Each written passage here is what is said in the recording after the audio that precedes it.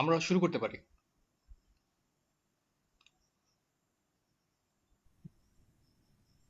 ওকে, শুরু করবো এখন।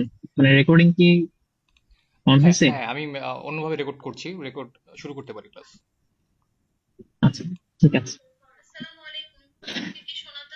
আসসালামু আলাইকুম, সুপ্রিয় চিকিৎসক বৃন্দ। ওয়ালাইকুম এক্সক্লুসিভ আলাইকুম। এডুকেশন আপনাকে এইডের শুনতে পক্ষ পাচ্ছি। থেকে আপনাদের সবাইকে স্বাগত জানাচ্ছি। আমি ডক্টর মোহাম্মদ নাজমুল হুদা। আজকের আহ, বাংলাদেশ অ্যাফেয়ার্স এর প্রথম ক্লাস। আজকে হচ্ছে আমরা ইতিহাস থেকে শুরু করবো, একদম আহ প্রাচীন যুগ থেকে শুরু করে 1947 সাল পর্যন্ত হচ্ছে আজকে আমাদের ক্লাস। তো স্পেশাল বিসিএস এ যেটা ছিল, স্পেশাল বিসিএস এ সিলেবাসটা একটু কমাই দিছে, যে হ্যাঁ, 1757 আমি স্ক্রিন থেকে। দেখতে পাচ্ছি। কিন্তু শুনতে আদার্স যে পাচ্ছি। বিসিএস আমরা বা কি শুরু করব? নন ক্যাডার যে পিএসসি হ্যাঁ, ওকে, পরীক্ষা, আমি একটু এগুলোতে কপি দিচ্ছি। সিলেবাসটা হচ্ছে আগের মতোই আছে। তো আমাদেরকে প্রাচীন যুগ থেকেই আসলে পড়তে হবে। তো আমরা শুরু করতে পারি। প্রাচীন যুগ শুরুতে হচ্ছে আমরা চলে আসি হচ্ছে এখানে দেখেন, আমাদের বাঙালি জাতির সৃষ্টিটা কিভাবে হয়েছে সেটা আমরা একটু পড়বো। আচ্ছা, তো বাঙালি জাতির সৃষ্টিটা কিভাবে হয়েছে, বাঙালি জাতির সৃষ্টির মধ্যে দেখেন এখানে যেটা প্রথম, সবার প্রথম যেটা দেখেন এখানে, নেগ্রিটো নামে একটা জাতি আছে। নেগ্রিটো, ঠিক আছে, নেগ্রিটোরাই হচ্ছে সর্বপ্রথম বাংলাদেশে আসছিল। ঠিক আছে। আচ্ছা, তো এই বাঙালি জাতির উদ্ভব হয়েছিল 5 থেকে 6 হাজার বছর পূর্বে। 5 থেকে 6 হাজার বছর পূর্বে। তো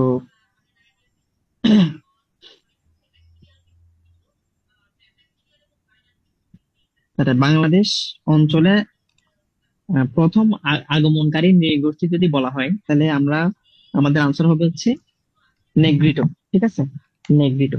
আচ্ছা, এরপরে আসছে অস্ট্রিক, এরপরে দ্রাবিড়, এরপরে মাঝখানে হচ্ছে আর্যরা আসছিল, এরপরে হচ্ছে সবার শেষে ভোটচিনীয়রা আসছে।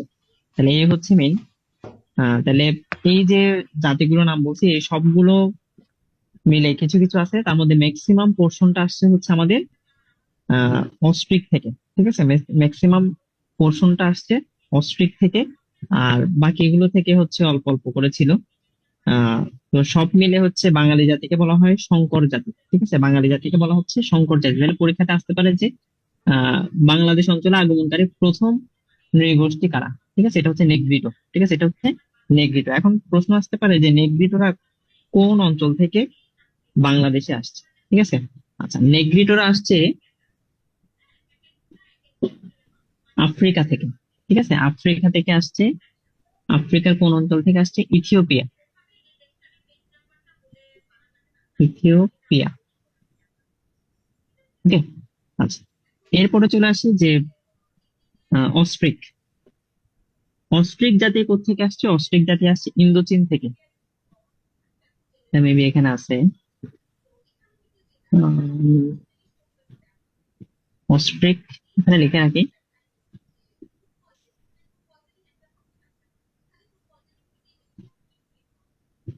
ইন্দোচীন। Okay? আচ্ছা, এরপরে হচ্ছে দ্রাবিড়। দ্রাবিড় দক্ষিণ ভারত থেকে। এই যে এখানে লেখা আছে দক্ষিণ ভারত থেকে, দক্ষিণ ভারতের অধিবাসী। আচ্ছা, এরপরে দেখি হচ্ছে ভোটচীনরা। ভোটচীনরা হচ্ছে মেনলি মঙ্গোলীয়। ঠিক আছে, মঙ্গোলীয় বা ভোটচীনীয় গোষ্ঠী। তাহলে ওরা কোথেকে আসবে? ওরা মঙ্গোলিয়া থেকে আসছে। ঠিক আছে, ওরা মঙ্গোলিয়া থেকে আসছে। তাহলে কে কোন জায়গা থেকে আসছে এটা আমাদেরকে জানতে হবে। আচ্ছা, এরপরে চলে আসে হচ্ছে আর্য।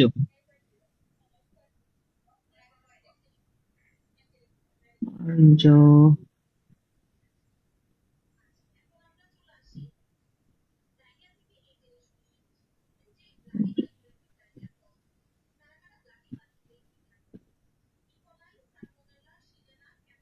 আচ্ছা, আর্যটা এখানে লেখা নাই, আমি এখানে লিখে দিচ্ছি। আর্য ইউরাল পর্বত থেকে। ইউরাল পর্বত, এটা এখানে অবশ্য লেখা আছে, এখন আমি খুঁজে পাচ্ছি না, এই জন্য এখানে লিখে দিলাম। ঠিক আছে, আর্যরা এসেছে ইউরাল পর্বত থেকে। তাহলে কে কোত্থেকে আসছে এটা আমাদেরকে জানতে হবে। এখন আমরা দেখি, একটা ছবি দেখি যে বাঙালি জাতির সৃষ্টিটা কিভাবে হয়েছে দেখেন। তাহলে দেখেন, প্রথমে আসছিল হচ্ছে সবার আগে আসছে হচ্ছে নেগ্রিটো। তাহলে সবার আগে নেগ্রিটো, দেন অস্ট্রিক। দেখেন বাঙালি জাতির প্রধান অংশ গড়ে ওঠে কোত্থেকে? অস্ট্রিক থেকে। এটা কিন্তু বিসিএস এর একটা কোশ্চেন ছিল। বাঙালি জাতির প্রধান অংশ গড়ে ওঠে অস্ট্রিক থেকে। ঠিক আছে, এরপরে দেখেন দ্রাবিড়, এরপরে হচ্ছে ভূর্চিনীয় বা মঙ্গোলীয়, এরপর হচ্ছে আর্য নরগোষ্ঠী। তাহলে দেখেন সবগুলো থেকে কিছু কিছু কিছু কিছু আসছে, এসে দেন বাঙালি জাতি। এবং বাঙালি জাতিকে বলা হচ্ছে সংকর জাতি।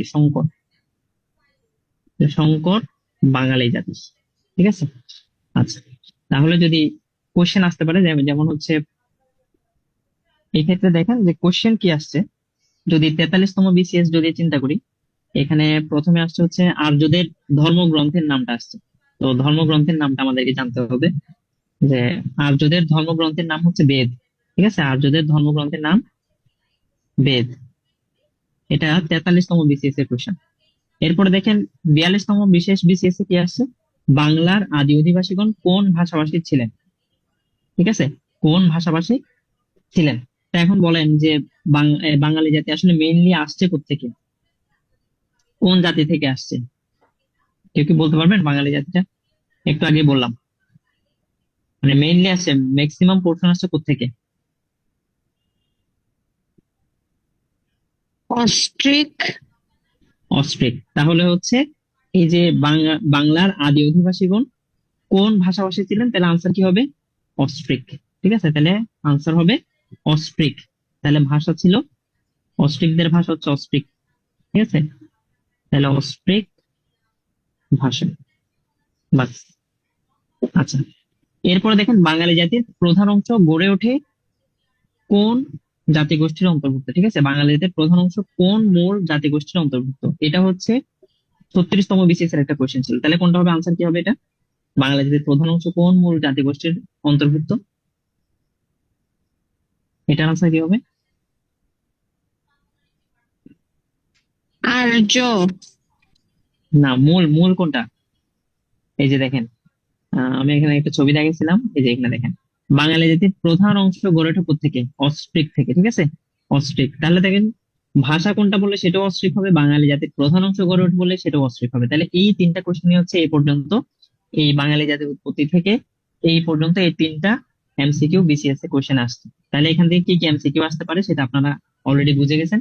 আর হচ্ছে কে কোন জায়গা থেকে আসছে এটাই আমি লিখে দিচ্ছি, হয়তো পরবর্তী পরীক্ষাগুলোতে এটা আসবে। বিশেষ করে আর্যরা কোথা থেকে আসে? ইউরাল পর্বত থেকে।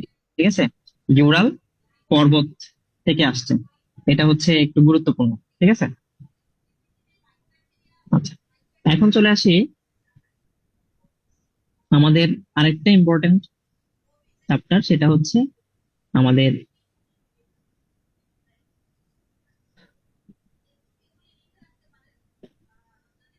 প্রাচীন কালের কিছু ছোট ছোট অঞ্চল ছিল।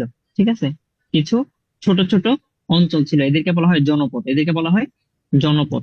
তাহলে কোন জনপদের অন্তর্ভুক্ত কোন অঞ্চল ছিল? ঠিক আছে, ছোট ছোট যে অঞ্চলগুলো আগে তো, এখন তো মনে করেন মানে ঢাকা বিভাগ, তারপর হচ্ছে কুমিল্লা বিভাগ। ঠিক আছে, এরপরে হচ্ছে নোয়াখালী বিভাগ হয়নি, মানে মানুষ চায় আর কি নোয়াখালী বিভাগ। এরপরে হচ্ছে চট্টগ্রাম বিভাগ। তাহলে এই বড় বড় করে কিছু অঞ্চল। কিন্তু ওই প্রাচীন যুগে তো আসলে মানুষজন অত বেশি ছিল না, মানে দেখা যাচ্ছে কোন একটা অঞ্চলের মধ্যে, ছোট একটা অঞ্চলের মধ্যে অনেকগুলো মানুষের বসবাস। তো এই ওইখানে মনে করেন কিছু দোকানপাট বা ওইখানে কিছু কৃষি জমিতে ওরা চাষাবাদ করে মোটামুটি একটা গোষ্ঠীর মতো করে থাকতো। এই ছোট ছোট অঞ্চলগুলোকে বলা হয় হচ্ছে আপনার জনপদ। ঠিক আছে, এই জনপদগুলো তাহলে বিভিন্ন জনপদের নাম দেওয়া আছে। তাহলে কোনটা কোন জনপদ সেগুলো হচ্ছে পরীক্ষাতে আসবে, সেগুলো আমাদের জন্য গুরুত্বপূর্ণ। আচ্ছা, তো এখানে জনপদগুলোর মধ্যে আসলে অনেকগুলো জনপদ আছে। তা আমরা যদি জনপদগুলো নিয়ে যদি দেখি, এখানে দেখেন যে অনেকগুলো বিসিএস এর অনেকগুলো কোশ্চেন আসছে এখান থেকে। তো এখানে কি কি জনপদ আছে? একটা হচ্ছে পুন্ড্র আছে, বঙ্গ আছে, তারপর হচ্ছে গৌড়, গারো, হরিকেল, সমতট, বরেন্দ্র। ঠিক আছে, তাম্রলিপ্ত, আরাকান, চন্দ্রদ্বীপ, এগুলো সবগুলো হচ্ছে বিভিন্ন জনপদ।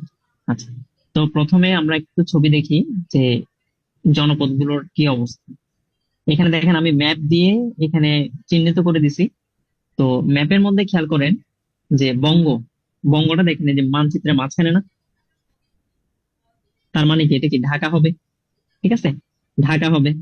আচ্ছা, তো ঢাকা থেকে মোটামুটি সিলেটের এই পোর্শনটা, এই জায়গাটা, এটাকে বলা হচ্ছে কি, এই জায়গাটা, এটা হচ্ছে আপনার ময়মনসিংহ এরিয়া। ঠিক আছে, ময়মনসিংহ এরিয়া। আচ্ছা, এরপরে হচ্ছে এদিকে আছে আবার ফরিদপুর আছে এদিকে। ফরিদপুর এদিকে না, আসলে ফরিদপুর হচ্ছে কোন দিকে হবে, ফরিদপুর এদিকে, এদিকে করা হচ্ছে ফরিদপুর। ঠিক আছে, তারপর হচ্ছে এই যে বরিশাল, তারপর হচ্ছে পটুয়াখালী। তাহলে এই পুরো অঞ্চলটাই হচ্ছে আমাদের বঙ্গ। তাহলে যদি বলা হয় বঙ্গের অন্তর্ভুক্ত অঞ্চলগুলো কি, তাহলে বঙ্গ দেখেন বৃহত্তর ঢাকা, ময়মনসিংহ, কুষ্টিয়া, ফরিদপুর, বরিশাল এবং পটুয়াখালী অঞ্চল। ঠিক আছে, বঙ্গ। তাহলে তাহলে আয়তনে যদি পরীক্ষায় আসে, তাহলে এখানে দেখেন, এই স্লাইডটা আমি আপনাদেরকে দিয়ে দিব, এটা আপনাদের কাছে নাই, এটা আমি নিজে তৈরি করছি। তো পরীক্ষায় আসতে পারে যে আয়তনে বৃহত্তম জনপদ কোনটি। তাহলে আয়তনে বৃহত্তম জনপদ, তাহলে দেখেন এটার পাশে লিখে রাখতে হবে বৃহত্তম। আপনারাও চাইলে খাতার মধ্যে লিখতে পারেন, এটা তো আমি পরে দিয়ে দিব, অসুবিধা নাই। কিন্তু এরপরে খাতায় লিখলে কি হবে, একটু মনোযোগটা বাড়বে আর কি। তাহলে বৃহত্তম জনপদ কোনটা? বৃহত্তম জনপদ হচ্ছে বঙ্গ। ওকে, আচ্ছা, এখন চলে আসি হচ্ছে দেখেন পুন্ড্র। তাহলে পুন্ড্র, এই যে দেখেন পুন্ড্র, তাহলে পুন্ড্র কি লেখা আছে প্রাচীনতম জনপদ। তাহলে পরীক্ষাতে দুই ভাবে কোশ্চেন আসতে পারে, বৃহত্তম জনপদ কোনটি, বঙ্গ, আর প্রাচীনতম জনপদ কোনটি, প্রাচীনতম, আবার প দিয়ে পুন্ড্র। ঠিক আছে, এটা মনে রাখতে হবে। এটা হচ্ছে বৃহত্তর বগুড়া।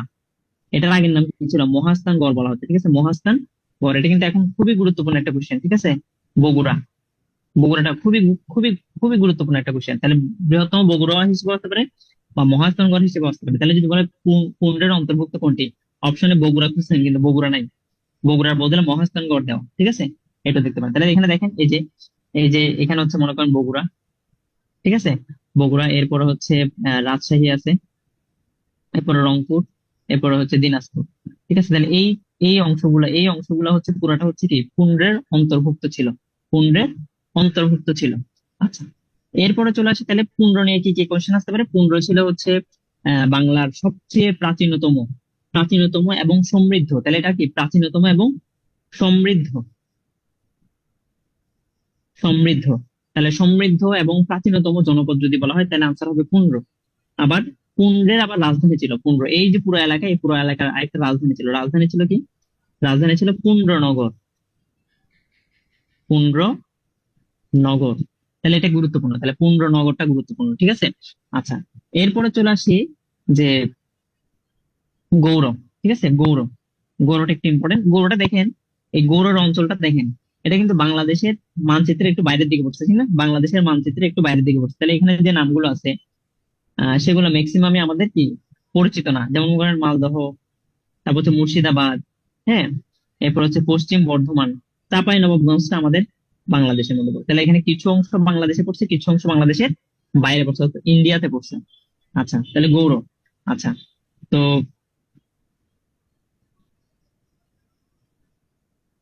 তাহলে গৌড়ের রাজধানী কি ছিল, গৌড়ের রাজধানী ছিল হচ্ছে কর্ণ সুবর্ণ। গৌড়ের রাজধানী ছিল হচ্ছে কর্ণ সুবর্ণ। ঠিক আছে, কর্ণ সুবর্ণ। আচ্ছা, তাহলে এখানে মেইনলি গৌড়ের রাজধানীটা ইম্পর্টেন্ট।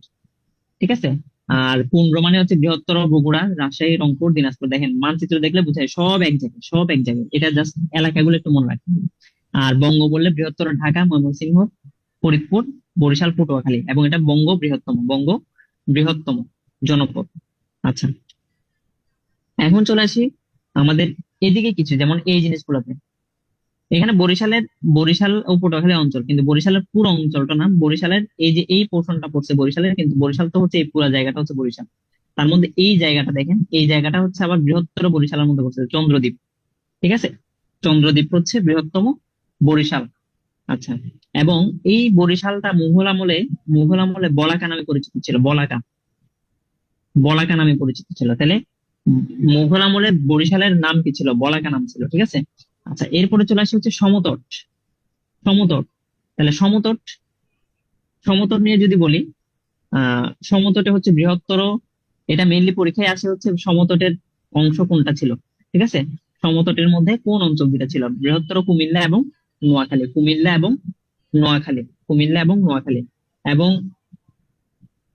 এখানে মেইনলি কি আছে, সমতটের মধ্যে কি আছে, সমতটের মধ্যে একটা আহ শালবন বিহার বলি, শালবন বিহার। ঠিক আছে, তাহলে এখানে এই সমতটের মধ্যে শালবন বিহার, এটা কুমিল্লাতে, কুমিল্লার যে শালবন বিহার আছে, তাহলে এটা সমতটের অন্তর্ভুক্ত হইলো। ঠিক আছে। আচ্ছা, এরপরে দেখেন হরিকেল, হরিকেলটাও পরীক্ষাতে আসে। তাহলে হরিকেল এবং সমতটে, ওই যে জাস্ট অঞ্চলগুলোর নামগুলো হচ্ছে সিলেট এবং চট্টগ্রাম। সিলেট এবং চট্টগ্রাম হচ্ছে হরিকেল, সিলেট এবং চট্টগ্রাম হচ্ছে হরিকেলের। ঠিক আছে। আচ্ছা আচ্ছা, এরপরে হচ্ছে আহ রারো হচ্ছে বর্ধমান জেলা, এটা একটু মনে রাখতে হবে। রারো হচ্ছে বর্ধমান জেলা। আর বরেন্দ্র হচ্ছে আপনার বগুড়া, পাবনা এবং রাজশাহী বিভাগের উত্তর পশ্চিম, একদম একদম লাস্টের দিকে, এই যে এই একদম লাস্ট পোর্শনটা, এই লাস্ট পোর্শনটা হচ্ছে রাজশাহী বিভাগের উত্তর পূর্ব এবং রংপুর, দিনাজপুর। ঠিক আছে, তাহলে একদম এটা। তাহলে এই ছবিটা একটু মনে রাখবেন, ছবিটা মনে রাখতে পারলে মোটামুটি পরীক্ষাতে আসলে আইডিয়া করে আপনি আনসারটা দিতে পারবেন। ঠিক আছে। তাহলে এখান থেকে কি কি কোশ্চেন হয়েছে এগুলো আমরা একটু যদি দেখি। মেইনলি রিসেন্টলি কি কোশ্চেন হয়েছিল, তাহলে দেখেন, বাংলার প্রাচীন জনপদ হরিকেলের বর্তমান নাম কি? তাহলে বলেন তো, বাংলার প্রাচীন জনপদ হরিকেলের বর্তমান নাম কি বলেন তো, ছবি দেখেই বলেন। এটা হচ্ছে 46তমতে আসছিল। হরিকেলের বর্তমান নাম কি? সিলেট ও চট্টগ্রাম। সিলেট ও চট্টগ্রাম। তাহলে দেখেন কত সহজ একটা প্রশ্ন ছিল। এরপরে দেখেন 44তমতে কি কোশ্চেন আসছে, বাংলার সর্বপ্রাচীন জনপদের নাম কি বলেন, বাংলার সর্বপ্রাচীন জনপদের নাম কি বলেন। পুন্ড্র। 15। তাহলে দেখেন এটা 44তমতে কোশ্চেন আসছে। এরপরে দেখেন এরপরে 44তমতে আরেকটা কোশ্চেন আছে, দেখেন একটা মানে একটা বিসিএস এ এই ছোট্ট জনপদ থেকে দুইটা কোশ্চেন চলে আসছে। বাংলাদেশের বৃহত্তর ঢাকা জেলা প্রাচীনকালে কোন জনপদের অন্তর্ভুক্ত ছিল? কোন জনপদের অন্তর্ভুক্ত ছিল ঢাকা জেলা? বঙ্গ। বঙ্গ। আচ্ছা, এরপরে দেখেন 43তম বিসিএস এ আসছে, 43তম বিসিএস এ আসছে, প্রাচীন বাংলায় সমতট বর্তমান কোন অঞ্চল নিয়ে গঠিত ছিল? সমতট, সমতট ছিল কুমিল্লা ও নোয়াখালী। কুমিল্লা ও নোয়াখালী। তাহলে দেখেন এই যে এগুলো সবগুলো আছে। এরপর প্রাচীনতম জনপদ, দেখেন প্রাচীনতম জনপদ কোনটি, এটা আপনার 43তম বিসিএস, 41তম বিসিএস, 36তম বিসিএস, এরপরে কিছুক্ষণ আগে বলছিলাম 44তম বিসিএস। তাহলে দেখেন কয়টা বিসিএস আসছে এটা। তাহলে প্রাচীনতম জনপদ, এই এই শব্দটা খুবই গুরুত্বপূর্ণ। এরপরে দেখেন এই যে আহ এরপরেও আরো আসছে, আম,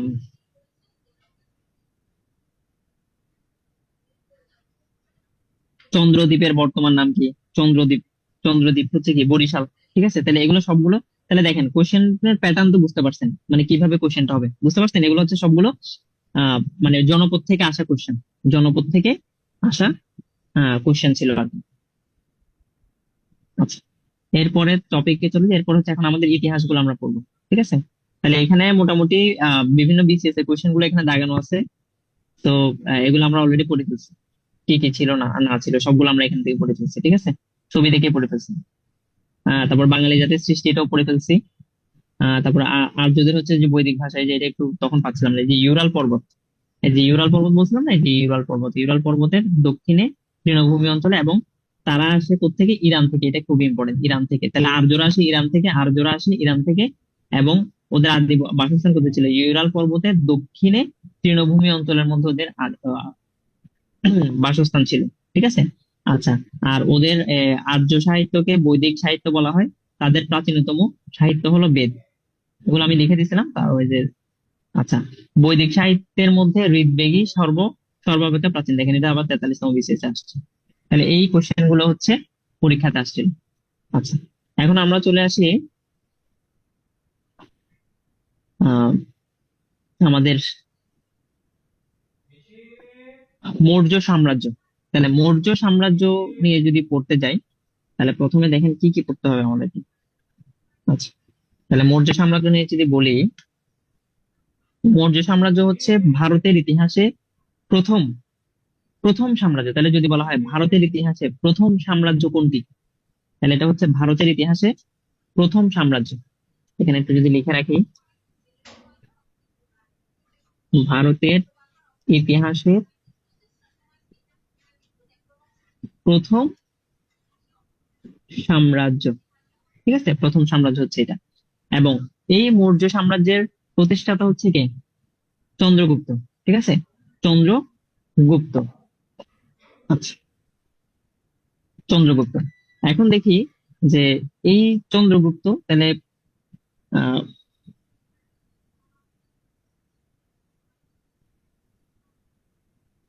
এবং ওই সময়ে পৃথিবীর যে যতগুলো সাম্রাজ্য ছিল, এটা তো ভারতের ইতিহাসে প্রথম সাম্রাজ্য, তাহলে আমরা ভারত বাদে আরো অন্যান্য যে আহ উপমহাদেশগুলো ছিল, সেগুলো তো অনেকগুলো সাম্রাজ্য ছিল। তাহলে ওই সময়কালে, মানে যখন মৌর্য সাম্রাজ্য প্রতিষ্ঠিত হয়েছিল, ওই সময়কালে সমসাময়িক সবগুলো সাম্রাজ্যের মধ্যে অন্যতম শ্রেষ্ঠ ছিল হচ্ছে এই মৌর্য সাম্রাজ্য। ঠিক আছে, এই মৌর্য সাম্রাজ্য। এবং মৌর্য শাসন আমলে বাংলার রাজধানী ছিল মহাস্থানগড়। মহাস্থানগড় মানে হচ্ছে কোথায়? মহাস্থানগড়টা কোথায়?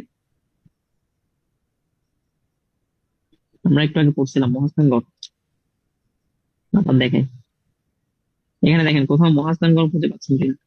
মহাস্থানগড় কোথায়? বগুড়াতে। ঠিক আছে, তাহলে এই মৌর্য সাম্রাজ্য কোথায় ছিল? মানে মৌর্য সাম্রাজ্যের রাজধানী ছিল বগুড়াতে। ঠিক আছে, মৌর্য সাম্রাজ্যের রাজধানী ছিল বগুড়াতে। আচ্ছা, এখন আবার চলে আসি যে এটা ছিল। আচ্ছা, এখন চন্দ্রগুপ্ত মৌর্য, উনি ছিলেন মৌর্য সাম্রাজ্যের প্রতিষ্ঠাতা। উনি ছিলেন প্রতিষ্ঠাতা। আচ্ছা, এরপরে আহ এরপরে দেখেন মৌর্য যুগের ইতিহাস পাওয়া যায় গ্রিক দূত মেগাস্থেনিসের ইন্ডিকা এবং হচ্ছে চন্দ্রগুপ্তের পরামর্শদাতা এবং সাহায্যকারী কৌটিল্য, অপর নাম চাণক্য। ঠিক আছে, রচিত অর্থশাস্ত্র। তাহলে দুইটা শাস্ত্র থেকে হচ্ছে মৌর্য যুগ সম্পর্কে মোটামুটি ধারণা পাওয়া যায়। এই দুইটা থেকে ধারণা পাওয়া যায়। আচ্ছা, তো এখানে কৌটিল্য ছিল হচ্ছে চন্দ্রগুপ্ত মৌর্যের প্রধানমন্ত্রী। ঠিক আছে, তাহলে এই যে উনি ছিলেন হচ্ছে প্রধানমন্ত্রী। এই যে এখানে লেখা আছে কিনা একটু দেখি। আচ্ছা, উনি এই যে চাণক্য হচ্ছিলেন হচ্ছে প্রধানমন্ত্রী। প্রধানমন্ত্রী কার? ওই যে চন্দ্রগুপ্ত মৌর্যের প্রধানমন্ত্রী ছিলেন হচ্ছে চাণক্য। ঠিক আছে, চাণক্য। আর কৌটিল্য ছিল তার ছদ্মনাম। কৌটিল্যটা ছিল হচ্ছে তার ছদ্মনাম। ঠিক আছে, কৌটিল্যটা ছিল তার ছদ্মনাম। আচ্ছা, তো তিনি হচ্ছে অর্থশাস্ত্রটা রচনা করেন। তাহলে তিনি যেটা রচনা করেন সেটার নাম হচ্ছে অর্থশাস্ত্র। ঠিক আছে, অর্থশাস্ত্র রচনা করেন। তাহলে এখান থেকে যদি প্রশ্ন দেয় তাহলে এই জিনিসগুলাই দিতে পারে। এরপরে হচ্ছে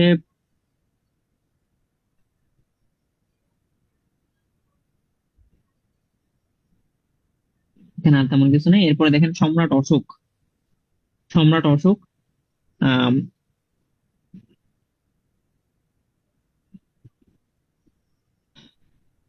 সম্রাট অশোক একটা যুদ্ধ করেন যেটার নাম হচ্ছে কলিঙ্গ যুদ্ধ। কলিঙ্গ যুদ্ধের পরে তিনি একেবারে মানে সবকিছু যুদ্ধের ভয়াবহতা, যুদ্ধের মধ্যে অনেক মানুষ মারা গেছে, এগুলো দেখে তিনি খুব ভয় পেয়ে যান। ভয় পেয়ে তিনি বৌদ্ধ ধর্ম গ্রহণ করেন। বৌদ্ধ ধর্ম গ্রহণ করার পরে তিনি হচ্ছে আহ বৌদ্ধ ধর্মকে রাজধর্ম এবং বিশ্ব ধর্মের মর্যাদা পায়। মানে উনি বৌদ্ধ ধর্মের জন্য অনেক কিছু করছেন। তো এই জন্য উনাকে বলা হয় বৌদ্ধ ধর্মের কনস্ট্যান্টাইন বলা হয়। উনাকে বলা হয় বৌদ্ধ ধর্মের কনস্ট্যান্টাইন। ঠিক আছে, কনস্ট্যান্টাইন, এটা এখানে লেখা আছে। আম, আচ্ছা, এটা এখানে লেখা নাই, আমি লিখে দিচ্ছি। ওনাকে বলা হয় বৌদ্ধ ধর্মের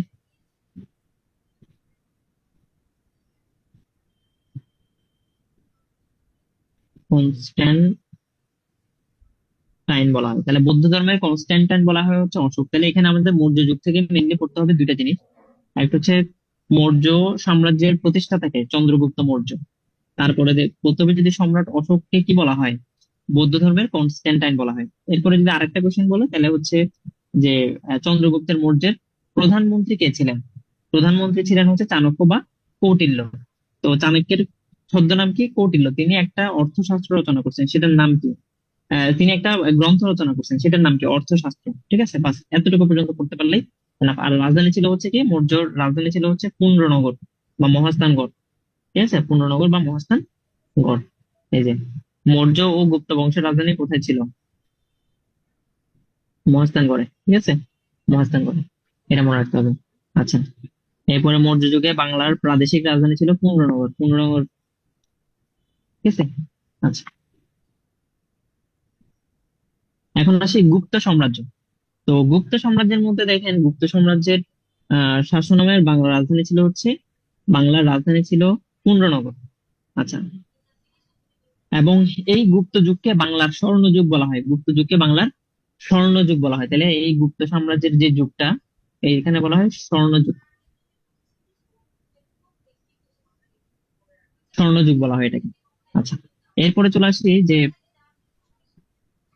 এখানে দেখেন যে চন্দ্রগুপ্ত গুপ্ত সাম্রাজ্যের মধ্যে গুপ্ত সাম্রাজ্যের আহ, যে রাজা, ঠিক আছে, যে বা হচ্ছে প্রতিষ্ঠাতা করেন, মানে প্রতিষ্ঠা করেন কে, এটা যদি পরীক্ষা আসে তাহলে আনসার হবে কি প্রথম চন্দ্রগুপ্ত। ঠিক আছে, তার উপাধি ছিল হচ্ছে মহারাজা ধীরাজ। ঠিক আছে, তিনি হচ্ছে গুপ্ত সাম্রাজ্যের প্রতিষ্ঠাতা। আর সমুদ্রগুপ্ত ছিলেন হচ্ছে গুপ্ত বংশের শ্রেষ্ঠ রাজা। তাহলে গুপ্ত বংশের শ্রেষ্ঠ রাজাকে বললে আনসার হবে সমুদ্রগুপ্ত। আর হচ্ছে প্রতিষ্ঠাতা বললে তার আনসার হবে প্রথম চন্দ্রগুপ্ত। প্রথম চন্দ্রগুপ্তের আবার উপাধি কি ছিল? মহারাজা ধীরাজ। ঠিক আছে, আর সমুদ্রগুপ্তকে কি বলা হয়তো ভারতীয় নেপোলিয়ান, তাহলে ভারতীয় নেপোলিয়ান নামে আখ্যায়িত ছিল উনি। ঠিক আছে। আচ্ছা, এরপর দ্বিতীয় চন্দ্রগুপ্তের হচ্ছে সমুদ্রগুপ্তের পুত্র। তো ধারণা করা হয় তিনি নালন্দা বিশ্ববিদ্যালয়ের প্রতিষ্ঠাতা। এটা খুবই গুরুত্বপূর্ণ একটা লাইন, যা ভারতের পাটনাতে অবস্থিত। ঠিক আছে, নালন্দা বিশ্ববিদ্যালয় কোথায় অবস্থিত এটা পরীক্ষা আসতে পারে, অলরেডি আসছে 44তম বিসিএস এ। এরপরে দেখেন মহা মহাস্থবির শিলভদ্র নালন্দা বিশ্ববিদ্যালয়ের আচার্য ছিলেন। ঠিক আছে, আচার্য ছিলেন তিনি। চীনা পরিব্রাজক হিউয়েন সাং এর দীক্ষা করেছিলেন। তাহলে ওই সময়ে চীন থেকে যে পরিব্রাজক আসছিল, চীন থেকে যে ভ্রমণকারী যারা, ঠিক আছে, ভ্রমণকারী, তাহলে চীন থেকে একজন ভ্রমণকারী আসছিল যার নাম ছিল হিউয়েন সাং।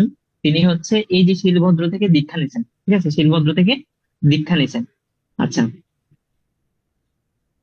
ওকে। এরপরে হচ্ছে এই যে দ্বিতীয় চন্দ্রগুপ্তের উপাধি কি ছিল? বিক্রমাদিত্য। তাহলে এখানে তিনটা রাজা পাইছি আমরা, তিনটা রাজার তিনটা উপাধি ছিল। একটা প্রথম চন্দ্রগুপ্তের ছিল মহারাজা ধীরাজ, সমুদ্রগুপ্তকে বলা হয়তো ভারতীয় নেপোলিয়ন, এরপরে দ্বিতীয় চন্দ্রগুপ্তকে বলা হয়তো বিক্রমাদিত্য। ঠিক আছে, বিক্রম আদিত্য। দ্বিতীয় চন্দ্রগুপ্তের সময়ে চীন দেশে পর্যটক কি আসছিল? ফাহিয়ান। ঠিক আছে, ফাহিয়ান। তাহলে চন্দ্রগুপ্তের সময় দুইটা মেনলি পরিব্রাজক আছে, একটা হচ্ছে হিউয়েন সাং আর একটা হচ্ছে ফাহিয়ান। ঠিক আছে, এতটুকু পর্যন্ত। আচ্ছা, এরপরে চলে আসে হচ্ছে এখানে আর তেমন ইম্পর্টেন্ট তেমন কিছু নাই। আচ্ছা, তো এখন আসে হচ্ছে গুপ্ত পরবর্তী বংশ। তাহলে গুপ্ত সাম্রাজ্যের পতনের পর 6শ শতাব্দীতে পরবর্তীতে গুপ্ত বংশ নামে পরিচিত একটি নতুন রাজবংশ উত্থান হয়। গৌড় তথা এই রাজবংশী রাজাদের অধীনে ছিল। ঠিক আছে, তাহলে গৌড় বংশ, তাহলে গৌড় বংশ, তাহলে এটা হচ্ছে গুপ্ত পরবর্তী বংশ। গুপ্ত পরবর্তী বংশের মধ্যে একটা হচ্ছে গৌড় বংশ। আচ্ছা, তাহলে মেইনলি গুপ্ত পরবর্তীতে যেটা হয়, গুপ্ত পরবর্তীতে হচ্ছে দুইটা স্বাধীন রাজ্য পাওয়া গেছিল, দুইটা স্বাধীন রাজ্য পাওয়া গেছিল, একটা হচ্ছে গৌড় আর একটা হচ্ছে বঙ্গ। তাহলে দুইটা জিনিস, একটা হচ্ছে গৌড় পাচ্ছি আর একটা হচ্ছে বঙ্গ। তাহলে গুপ্ত পরবর্তী বংশ দুইটা, একটা হচ্ছে গৌড় আর একটা হচ্ছে বঙ্গ। ঠিক আছে, এই দুইটা হচ্ছে গুপ্ত পরবর্তী বংশ। আচ্ছা, এখন দেখেন এই যে গুপ্ত পরবর্তী যে বংশগুলো, তো ওইখানে ওই যে গুপ্ত রাজাদের অধীনে কিছু বড় বড় কোনো অঞ্চলে শাসনকর্তাকে বলা হচ্ছে মহাসামন্ত। তো এখানে মেনলি হচ্ছে যেমন যেমন মনে করেন হচ্ছে আমাদের আহ প্রধানমন্ত্রী। ঠিক আছে, প্রধানমন্ত্রী। তা এখন প্রধানমন্ত্রীর আবার কি আছে, প্রধানমন্ত্রী আবার কি করছে আমাদের বিভিন্ন বৃহত্তর অঞ্চল যেগুলো আছে, যেমন মনে করেন হচ্ছে চট্টগ্রাম, তারপর হচ্ছে ঢাকা, এগুলোকে আবার আরো ছোট ছোট অঞ্চলে ভাগ করছে যাতে কন্ট্রোল করাটা ইজি হয়। তো কন্ট্রোল করে কিছু কি দিছে, নির্বাচনী এলাকা দিছে, নির্বাচনী এলাকা। তো নির্বাচনী এলাকার মধ্যে কি থাকে? এমপি থাকে, এর হচ্ছে প্রতিনিধি। প্রধানমন্ত্রীর প্রতিনিধি হচ্ছে কারা? এমপিরা। এই এমপিদেরকে বলা হতো হচ্ছে মহাসামন্ত। এমপিরা হচ্ছে কি ছিলেন? রাজাদের ক্ষেত্রে এদেরকে বলা হতো মহাসামন্ত। আর এই বর্তমান সমাজ ব্যবস্থায় এদেরকে বলা হচ্ছে এমপি। ঠিক আছে, এমপি বলা হচ্ছে। তাহলে এমপিরাই আসলে মহাসামন্ত। তাহলে এটা কি ছিল যে আহ, যে বড় বড় যে রাজ্য ছিল, এই রাজ্যগুলোর মধ্যে যে আহ, বড় কোনো অঞ্চলের শাসনকর্তাকে বলা হতো মহাসামন্ত। আচ্ছা, আচ্ছা, এরপর দেখেন শশাঙ্ক। তাহলে দেখেন এই যে এই রাজ্যের সর্বাপেক্ষা শক্তিশালী রাজা ছিলেন হচ্ছে শশাঙ্ক। তাহলে শশাঙ্ক ছিলেন একজন কি? মহাসামন্ত ছিলেন। শশাঙ্ক ছিলেন মহাসামন্ত। তিনি হর্ষবর্ধনের সমসাময়িক। ঠিক আছে, হর্ষবর্ধনের সমসাময়িক তিনি ছিলেন বাংলার প্রথম স্বাধীন ও সার্বভৌম রাজা। তাহলে দেখেন ওই ছোট ছোট অঞ্চলগুলো তখন কি করছে, যে যে বড় রাজ্যগুলো যখন ভেঙে গেছে, তখন হচ্ছে এমপিরা নিজেদেরকে কি কি চিন্তা করলো যে আমি এখন প্রধানমন্ত্রী, এই রাজ্যটা হচ্ছে আমার। তাহলে শশাঙ্কও সেম জিনিস করছে, সে কি করছে, প্রথম স্বাধীন এবং সার্বভৌম রাজা হিসেবে আহ নিজেকে দাবি করছে। তাহলে তিনি ছিলেন বাংলার প্রথম স্বাধীন ও সার্বভৌম রাজা। এবং শশাঙ্কের উপাধি কি ছিল, কি শশাঙ্কের উপাধি ছিল হচ্ছে রাজা ধীরাজ। ঠিক আছে, রাজা ধীরাজ, রাজা ধীরাজ। এখন দেখেন, একটা ছিল মহারাজা ধীরাজ। মহারাজা ধীরাজ ছিল হচ্ছে প্রথম চন্দ্রগুপ্তের উপাধি, আর শশাঙ্কের উপাধি ছিল কি রাজা ধীরাজ। এখানে মহারাজাটা ছিল না। ঠিক আছে, আচ্ছা। তাহলে এখানে দেখেন, তাহলে প্রাচীন জনপদ গুলোকে একত্রিত করেন কে? রাজা শশাঙ্ক। প্রাচীন বাংলার প্রথম শাসক, সর্বপ্রথম প্রাচীন জনপদ গুলোকে একত্রিত করেন রাজা শশাঙ্ক। তিনি বাংলার প্রথম স্বাধীন রাজা। ঠিক আছে, রাজা শশাঙ্কের রাজধানী ছিল মুর্শিদাবাদ জেলা অন্তর্গত কর্ণ সুবর্ণ। তাহলে হচ্ছে কর্ণ সুবর্ণ, তাহলে মুর্শিদাবাদের সময় মুর্শিদাবাদ জেলার অন্তর্গত ছিল কর্ণ সুবর্ণ। আচ্ছা, কোন সময়ে শশাঙ্ক রাজা ছিলেন? ওই যে ওখানে তো ষষ্ঠ শতাব্দীর পরেই তো সপ্তম শতকে, তাহলে সপ্তম শতকে এসে রাজা ছিলেন শশাঙ্ক। ঠিক আছে, আচ্ছা, এতটুকু। এরপরে হচ্ছে, এরপরে আহ এটা ছিল। এরপরে দেখেন, গুপ্ত সাম্রাজ্যের পতনের পর বাংলার যে পাঞ্জাব পূর্বাঞ্চল পুষ্যভূতি রাজা অভ্যুদয় ঘটে এবং হর্ষবর্ধন পুষ্যভূতি বংশের শ্রেষ্ঠ রাজা। তাহলে এই যে এটার পরে কি ছিল, হর্ষবর্ধন। তাহলে হর্ষবর্ধনের বংশের নাম ছিল হচ্ছে পুষ্যভূতি। ঠিক আছে, পুষ্যভূতি। তাহলে এটা একটা বংশ পাইছি, এটা একটা বংশ। তাহলে দুইটা বংশ। ঠিক আছে, দুইটা বংশ আমরা পাইছি। আহ তার সমসাময়িক একজন কবি ছিলেন এই যে হর্ষবর্ধনের সময়ে, নাম ছিল হচ্ছে বাণভট্ট। বাণভট্ট। তাহলে এগুলো একটু, এগুলো জাস্ট একটু ইনফো গুলো একটু মনে রাখতে হবে, একটু যখন আপনারা পরে আবার পড়বেন তখন জিনিসগুলো ইজি লাগবে আর কি। ঠিক আছে, এখন আমি তো অনেকগুলো ইনফো বলতেছি, একটু কষ্ট হবে। তাহলে বাণভট্ট। তাহলে হর্ষবর্ধনের সময় যে কবি ছিল সভা কবি, তাহলে উনি কি ছিলেন, সভা কবি। ঠিক আছে, সভা কবি। আচ্ছা, এরপরে এরপরে চলে আসি যে এরপরে এখানে পাল বংশ দিছে, কিন্তু পাল বংশর আগে এখানে একটা ঝামেলা ছিল, দেখি এটা এখানে দিছে কিনা। আহ আচ্ছা, এটা এখানে লেখা নাই, এটা আমি একটু বলে নিই। যে পাল বংশ মানে পুষ্যবতী রাজা এটা যাওয়ার পরেই এরপরে সপ্তম থেকে অষ্টম এই শতকটা, সপ্তম থেকে অষ্টম এই শতকের মধ্যে আসলে তেমন কোন রাজা আসলে আসেনি। তো ওই সময় কি, যদি ভালো রাজা যদি না থাকে তখন কি হয়, বিশৃঙ্খলা বেশি হয়, বিশৃঙ্খলা বেশি হয়। তাহলে হচ্ছে শশাঙ্কের মৃত্যুর পর, শশাঙ্ক তো রাজা ছিল, স্বাধীন রাজা, শশাঙ্কের মৃত্যুর পরে আসলে বাংলার ইতিহাস একটা অন্ধকার যুগের মধ্যে ঢুকে গেছে, অন্ধকার যুগের মধ্যে ঢুকে গেছে। তখন হচ্ছে প্রচুর পরিমাণে অরাজকতা, অরাজকতা সৃষ্টি হয়, অরাজকতা। এবং এই অরাজকতা সৃষ্টি সম্পন্ন এই সময়কালটাকে বলা হয় মাৎসন্যায়। মাৎসন্যায়। ঠিক আছে, তাহলে মাৎসন্যায়। ঠিক আছে, এই হলো মাৎসন্যায়। মাৎসন্যায় মানে কি, পুকুরের মধ্যে যখন ছোট ছোট মাছগুলোকে বড় বড় মাছরা খেয়ে ফেলে তখন সেগুলো মাৎসন্যায়। অর্থাৎ আহ মানে যারা পাওয়ারফুল পাওয়ারফুল ছিল, বিভিন্ন মহাসামন্তরা যারা ছিল, তাদের মধ্যে যারা যারা পাওয়ারফুল ছিল ওরা কি করতেছে, বিভিন্ন রাজ্যতে গিয়ে গিয়ে অ্যাটাক করে করে ছোট ছোট রাজ্যগুলোকে দখল করে নিচ্ছিল। তাহলে অরাজকতা সৃষ্টি হচ্ছে, কারণ একটা স্বাধীনতা যে থাকে, যেমন মনে করেন বাংলাদেশ ছোট, ভারত চাইলেই কিন্তু বাংলাদেশকে গিলে ফেলতে পারবে না, এটা হচ্ছে একটা স্বাধীনতা। ঠিক আছে, তখন ওই স্বাধীনতাকে হরণ করে বড় বড় রাজ্যগুলোর যে মহাসামন্ত ওরা ছোট ছোট রাজ্যগুলোকে দখল করে নিচ্ছিল। এবং এই এই ক্ষেত্রে কি হচ্ছে, যুদ্ধ মানেই তো অরাজকতা। তো অরাজকতার এই সময়কালটাকে বলা হচ্ছে মাৎসন্যায়। তাহলে পরীক্ষায় বিসিএস আসলে যে মাৎসন্যায় সপ্তম থেকে অষ্টমের যে শতাব্দীর যে সময়টা, এটাকে কি বলা হতো, মাৎসন্যায় বলা হতো। ঠিক আছে, মাৎসন্যায় বলা হতো। তাহলে এখানে যদি আমরা যদি বলি মেইন আসলে কি কি ইম্পর্টেন্ট লাইন, যদি আমরা বলি কি লাইনগুলো, মৌর্য সাম্রাজ্যের প্রতিষ্ঠা থাকে, এটা একটা, এটা আমরা বলছি। তারপর বৌদ্ধ ধর্মের কনস্ট্যান্টাইন ছিল হচ্ছে সম্রাট অশোক। ভারতের নেপোলিয়ন কাকে বলা হয় এটাও আপনারা জানেন।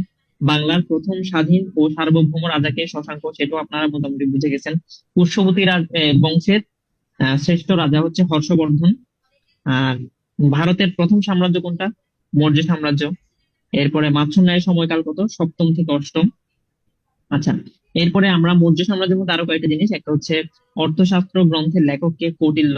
ঠিক আছে, এই জিনিসগুলো হচ্ছে খুবই গুরুত্বপূর্ণ ছিল। আচ্ছা, এখন যদি দেখি যে এই জায়গাগুলো থেকে আসলে আহ কোশ্চেন, যেমন মনে করেন 41তম বিসিএস আসছে, মাতশূন্যে বাংলার কোন সময়কাল নির্দেশ করে? দেখি বলেন তো, মাতশূন্যে বাংলার কোন সময়কাল নির্দেশ করে? এটা হচ্ছে 41তম বিসিএস এর কোশ্চেন ছিল।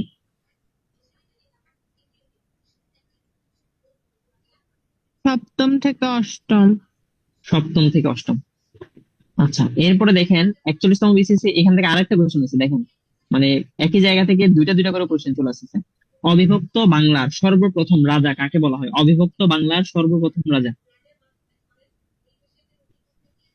শশাঙ্ক। শশাঙ্ক। আচ্ছা, তাহলে এই জিনিসটা। এরপরে 40তম বিসিএস দেখেন, 40তম বিসিএস প্রাচীন বাংলায় যে মৌর্য সাম্রাজ্যের প্রতিষ্ঠাতা কে? মৌর্য সাম্রাজ্যের প্রতিষ্ঠাতা কে? মৌর্য সাম্রাজ্যের প্রতিষ্ঠাতা। প্রথম চন্দ্রগুপ্ত। না না, ওটা তো গুপ্ত বংশের, এটা মৌর্য। চন্দ্রগুপ্ত, এটা হচ্ছে চন্দ্রগুপ্ত মৌর্য। ঠিক আছে, প্রথম চন্দ্রগুপ্ত বললে সেটা আবার গুপ্ত বংশে চলে যাবে, ওর নামের শেষে কিন্তু মৌর্য নাই। ঠিক আছে, আর এর নাম হচ্ছে কি চন্দ্রগুপ্ত মৌর্য। ঠিক আছে, চন্দ্রগুপ্ত মৌর্য হচ্ছে মৌর্য সাম্রাজ্যের প্রতিষ্ঠাতা। আচ্ছা, ওকে, ভালো আনসার দিচ্ছেন আপনারা। আচ্ছা, এখন আসি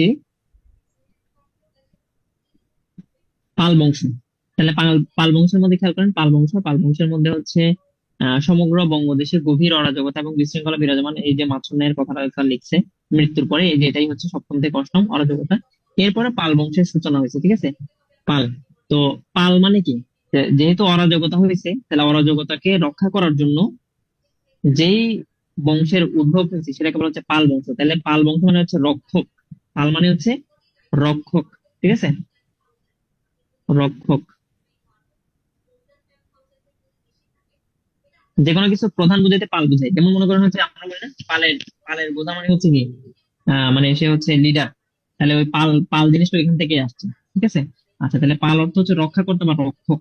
আচ্ছা, তো এখানে মেনলি পাল বংশের প্রতিষ্ঠাতা হচ্ছে গোপাল। ঠিক আছে, বাংলায় পাল বংশের প্রতিষ্ঠাতা এবং ও পাল বংশের প্রথম রাজা। তাহলে প্রথম রাজা এবং হচ্ছে প্রতিষ্ঠাতা দুইটাই হচ্ছে গোপাল। ঠিক আছে, গোপাল হচ্ছে প্রথম এবং আহ কি বলবো প্রতিষ্ঠাতা, দুইটাই। আচ্ছা, এরপরে এই বংশের শ্রেষ্ঠ শ্রেষ্ঠ রাজা কোনটা? পাল বংশের শ্রেষ্ঠ রাজা হচ্ছে ধর্মপাল, শ্রেষ্ঠ। ঠিক আছে, শ্রেষ্ঠ রাজা হচ্ছে ধর্মপাল। আচ্ছা, তো ধর্মপাল কি করছে? ধর্মপাল ধর্মপাল হচ্ছে এই যে পাহাড়পুর বৌদ্ধ বিহার, এই যে দেখেন, এই যে পাহাড়পুর পাহাড়পুর বৌদ্ধ বিহার নির্মাণ করছে কে? ধর্মপাল। তাহলে ধর্মপালের এই লাইনটা খুবই ইম্পর্টেন্ট, ধর্মপাল। আচ্ছা, এরপরে দেখেন যে মোটামুটি এতটুকু। আর পাল বংশ হচ্ছে 400 বছর যাবত রাজত্ব করে। পাল বংশ প্রায় 400 বছর যাবত রাজত্ব করছে। আচ্ছা,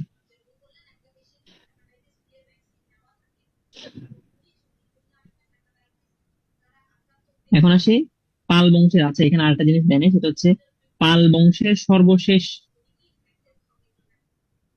সর্বশেষ রাজা কি? সর্বশেষ রাজা হচ্ছে, পাল বংশের সর্বশেষ রাজা হচ্ছে আপনার আহ মদন পাল। ঠিক আছে, মদন পাল। আর যদি বলা হয় হচ্ছে সর্বশেষ সফল রাজা, তাহলে দেখেন পাল বংশের সর্বশেষ রাজা হচ্ছে মদন পাল। ঠিক আছে, আর যদি বলা হয় সর্বশেষ সফল রাজা, তাহলে আনসার কি হবে? আনসার হবে, তখন আনসার হবে রামপাল। আচ্ছা, রামপাল। রামপাল আহ দিনাজপুরে একটা দিঘি খনন করছিল। দিঘিটার নাম বলতে পারবেন কেউ? রামপাল দিনাজপুরে একটা দিঘি খনন করছিল, এটার নাম কি কেউ জানেন? ওর নাম দিয়ে।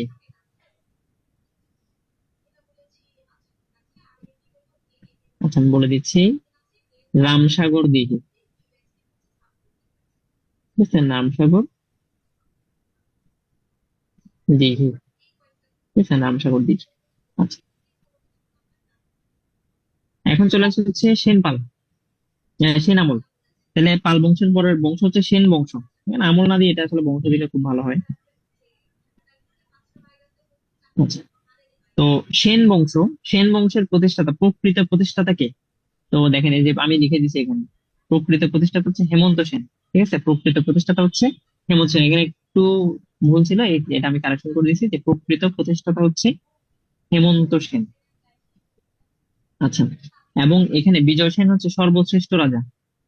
বিজয় সেন, এখানে প্রকৃত প্রতিষ্ঠাতা দিচ্ছে, এটা হবে না, এটা কেটে দেন। সেন বংশের প্রকৃত প্রতিষ্ঠাতা বিজয় সেন দিচ্ছে, এটা কেটে দেন। ঠিক আছে, প্রকৃত প্রতিষ্ঠাতা হচ্ছে হেমন্ত সেন, এবং বিজয় সেন হচ্ছে কি, বিজয় সেন ছিল সর্বশ্রেষ্ঠ রাজা, সর্বশ্রেষ্ঠ রাজা। ওকে। আচ্ছা, এরপরে দেখেন এখানে যে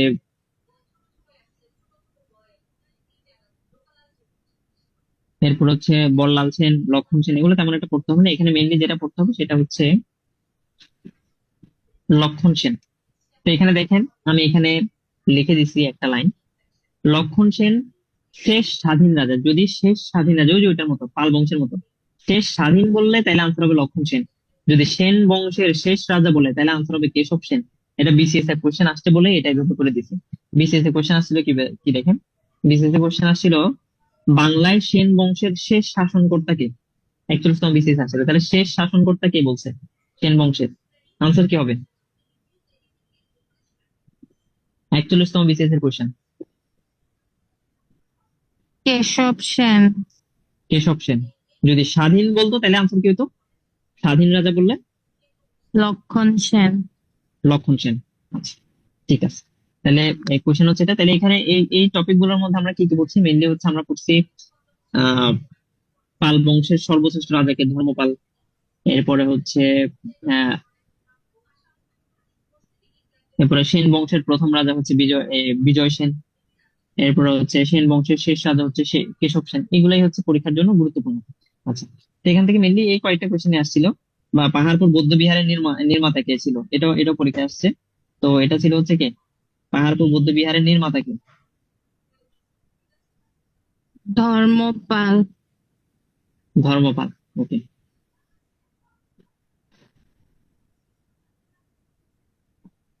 তাহলে এগুলাই, এটা ছিল 24তম বিসিএস এর মধ্যে। ঠিক আছে।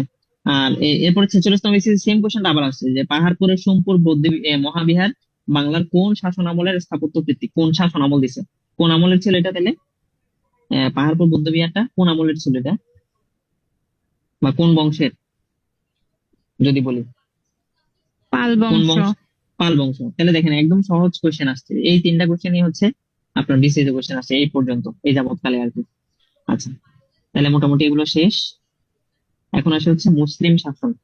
তো মুসলিম শাসনের মধ্যে একটু খেয়াল করেন, এখানে সবার একটু কনফিউশন হয় যে মুসলিম শাসন জিনিসটা মানে কেমন, বা এখানে আসলে একটু উলট পালট হয়ে যায় সবার ক্ষেত্রে।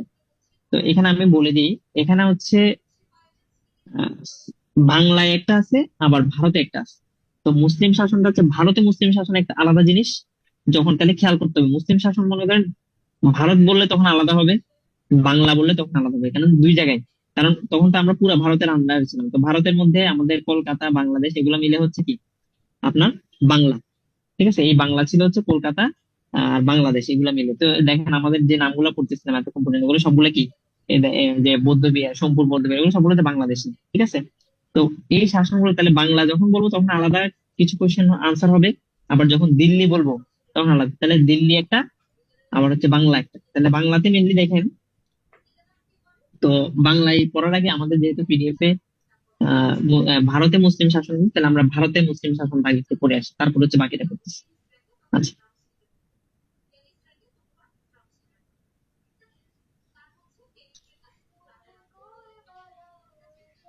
তাহলে ভারতে মুসলিম শাসনের সূচনা। ঠিক আছে, তাহলে দেখেন ভারতে মুসলিম মোহাম্মদ বিন কাসিম সিন্ধু বিজয়ের পরেই হচ্ছে উপমহাদেশে মুসলিম শাসনের সূচনা হয়। এই যে এখানে দেখেন, মোহাম্মদ বিন শামস, ইতিহাসে শিহাবুদ্দিন মোহাম্মদ ঘুরি নামে পরিচিত। আহ আচ্ছা, এর আগে দেখি,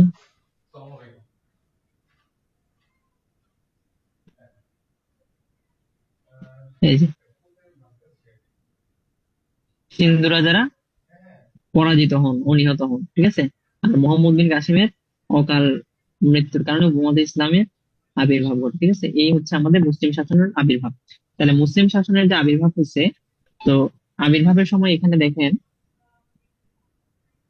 আবির্ভাবের সময় এখানে মেনলি দুইটা যুদ্ধ হয়েছে। একটা হচ্ছে 1191 সালে মোহাম্মদ ঘুরি পৃথ্বীরাজ চৌহানের বিরুদ্ধে প্রথম তারানের যুদ্ধ। প্রথম তারানের যুদ্ধ করছে, কিন্তু সেটাতে সে পরাজিত হয়েছে। পরাজিত হওয়ার পরে সে দ্বিতীয়বার আবার যুদ্ধ করছে। আবার যুদ্ধ করছে হচ্ছে পুনরায় চৌহানের বিরুদ্ধে দ্বিতীয় তারানের যুদ্ধ পরিচালনা করে, এবং ওইখানে পৃথ্বীরাজ চৌহানের এই যুদ্ধে নিহত হন, ঠিক আছে। এই যুদ্ধে নিহত হন। তাহলে এখানে কার কার মধ্যে যুদ্ধ হয়েছে? ঘুরি এবং পৃথ্বীরাজের মধ্যে, ঘুরি এবং পৃথ্বীরাজ, ঠিক আছে। তাহলে হচ্ছে মোহাম্মদ ঘুরি প্রথমটাতে হচ্ছে পরাজিত হয়েছে তারানের যুদ্ধ, দ্বিতীয় যুদ্ধে হচ্ছে সে কি হয়েছে? বিজয়ী হয়েছে, ঠিক আছে। দ্বিতীয় যুদ্ধে বিজয় হয়েছে। বিজয় হওয়ার পরে তিনি হচ্ছে মুসলিম শাসন প্রতিষ্ঠা করছে। তাহলে মুসলিম শাসন প্রতিষ্ঠা করার পরে এখানে দেখেন একটু ঝামেলা আছে, সেটা হচ্ছে তিনি মুসলিম শাসন প্রতিষ্ঠা করছেন। আচ্ছা, প্রতিষ্ঠা করার পরে কি হয়েছে? আহ তারানের দ্বিতীয় যুদ্ধের পরে মোহাম্মদ ঘুরি উত্তর মহাদেশের শাসনভার তার সুযোগ্য সেনাপতি কুতুবুদ্দিনের উপর ন্যস্ত করে গজনী প্রত্যাবর্তন করে। মানে সেই যুদ্ধে জয়লাভ করে হচ্ছে, জয়লাভ করার পরে হচ্ছে সে গজনীতে ফিরে যান কুতুবুদ্দিন আইবেককে দায়িত্ব দিয়ে। তার সুযোগ্য সেনাপতি, তার সেনাপতি ছিল কে? কুতুবুদ্দিন আইবেক, তাকে দিয়ে সে চলে গেছে। আচ্ছা, তো কুতুবুদ্দিন আইবেকে হচ্ছে মেনলি দিল্লির সালতানাতটাকে কি করছে? প্রতিষ্ঠা করছে, ঠিক আছে। তাহলে হচ্ছে দিল্লি সালতানাতের গোড়াপত্তন করেন কে? কুতুবুদ্দিন আইবেক। এখন এই কুতুবুদ্দিন আইবেক ছিলেন মোহাম্মদ ঘুরির একজন কৃতদাস। কৃতদাস হিসেবে জীবনযাপন শুরু করছে, ঠিক আছে। কৃতদাস। তাহলে এই কুতুবুদ্দিন আইবেককে দাস বংশের প্রতিষ্ঠাতা বলা হয়, ঠিক আছে। কুতুবুদ্দিন আইবেককে কি বলা হয়? দাস বংশের প্রতিষ্ঠাতা। এবং এবং দেখেন যে ওনার যে বংশ, এটাকে বলা হয় মামলুক বংশ, এটাকে বলা হয় মামলুক। তাহলে উনি হচ্ছে প্রথম মামলুক বংশ। মামলুক মামলুক মানে হচ্ছে কি জানেন? মামলুক মানে হচ্ছে দাস, দাস বংশ। তাহলে দাস বংশের প্রতিষ্ঠাতা বা মামলুক বংশের প্রতিষ্ঠাতা কি? কুতুবুদ্দিন আইবেক। দানশীলতার জন্য তাকে কি বলা হতো? লাখ বক্স বলা হতো, ঠিক আছে। লাখ বক্স বলা হতো। তারপর হচ্ছে দিল্লির কুতুব মিনার, তারপর হচ্ছে কুতুব মিনার নামক সুউচ্চ মিনারটি তার আমলেই নির্মাণ কাজ শুরু হয়, ঠিক আছে। এরপরে আহ তিনি যখন হচ্ছে আহ আহ, মারা যান, ঠিক আছে। তারপরে হচ্ছে তিনি কি করেন? তিনি হচ্ছে এই দায়িত্বভারটা তার জামাতা, ঠিক আছে, মেয়ের জামাই ইলতুৎমিশ, সুলতান শামসুদ্দিন ইলতুৎমিশ কে দায়িত্বটা দিতেন। তিনি ছিলেন প্রাথমিক যুগে তুর্কি সুলতানদের মধ্যে শ্রেষ্ঠ। তাহলে সুলতানদের মধ্যে শ্রেষ্ঠ ছিল বলে ওনাকে এটা দিছে। এবং হচ্ছে ভারতের মুসলিম শাসকদের মধ্যে তিনি প্রথম মুদ্রা প্রচলন, তাহলে ভারত, এটা এটা খুবই ইম্পর্টেন্ট, মুদ্রা। ভারতের প্রথম মুদ্রা প্রচলন করেন কি? ইলতুৎমিশ, ঠিক আছে, ইলতুৎমিশ। এবং নির্মাণ কাজ, কুতুব মিনারের নির্মাণ কাজ শুরু করছে হচ্ছে আহ কুতুবুদ্দিন আইবেক, কিন্তু শেষ করছে কে? শেষ করছে ইলতুৎমিশ। তাহলে দেখেন কুতুব মিনারের নির্মাণ কাজ সমাপ্ত করেন। আচ্ছা, এরপরে ইলতুৎমিশের পরে হচ্ছে ইলতুৎমিশের কন্যা সুলতানা রাজিয়া দিল্লির সিংহাসনে আরোহণ করেন। তিনি দিল্লির সিংহাসনে আরোহণকারী প্রথম মুসলমান নারী। তাহলে দিল্লির সিংহাসনে আরোহণকারী প্রথম মুসলিম নারীকে? সুলতানা রাজিয়া। এটা একটু ইম্পর্টেন্ট। আচ্ছা, এরপরে দেখেন সুলতান নাসিরুদ্দিন মাহমুদ ফকির বাদশা নামে পরিচিত ছিল। তিনি কুরআন নকল এবং টুপি সেলাই করে জীবিকা নির্বাহ করতেন, এই জন্য ফকির বাদশা নামে পরিচিত ছিল। এরপরে দেখেন সুলতান গিয়াসুদ্দিন বলবন, ভারতের তোতা পাখি, ঠিক আছে, ভারতের তোতা পাখি নামে পরিচিত আমির আহ খসরু হবে, এটা খসরু লিখছে, খসরু বলবানের দরবারে অলঙ্কৃত করেন। আচ্ছা, তাহলে মেনলি হচ্ছে এটা মনে রাখতে হবে যে ভারতের তোতা পাখি নামে পরিচিত কি? সুলতান গিয়াসুদ্দিন বলবন। আচ্ছা, এরপরে দেখেন, এটা যাওয়ার পরে হচ্ছে 2 নম্বর বংশ কোনটা? তাহলে মামলুক রাজবংশ। এতক্ষণ পর্যন্ত আমরা যেগুলো বলছি এখানে দেখেন, এগুলো সবগুলো হচ্ছে কি এই ওর সাথে কানেক্টেড না? ওর জামাতা, তারপরে হচ্ছে ওর জামাতার ওর মেয়ের জামাইয়ের মেয়ে, মানে ওর মেয়ের মেয়ে আর কি, ওর নাতনি বলা যায় কুতুবুদ্দিন আইবেক। তাহলে সবগুলো দাস বংশের সাথে রিলেটেড। তাহলে দাস বংশ শেষ হলো। তাহলে প্রথম বংশটা আমরা এখানে কি লিখবো? এখানে এই যে এই জায়গাটাতে কুতুবুদ্দিন আইবেকের এখানে দিল্লি সালতানাতের মধ্যে প্রথম বংশ কোনটা? মামলুক বংশ। মামলুক বংশ। মামলুক বংশ যখন শেষ হলো, এরপরে কি শুরু হলো? এরপরে মামলুক বংশের পরে শুরু হলো খিলজি বংশ, ঠিক আছে, খিলজি বংশ। তাহলে দেখেন আলাউদ্দিন আলাউদ্দিন খিলজিকে দিল্লির শ্রেষ্ঠ সুলতান বলে অভিহিত করেন কে? পর্যটক ইবনে বতুতা। আচ্ছা,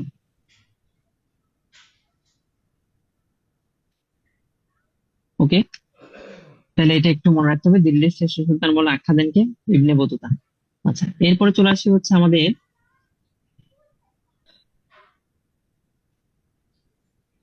তুঘলক বংশ।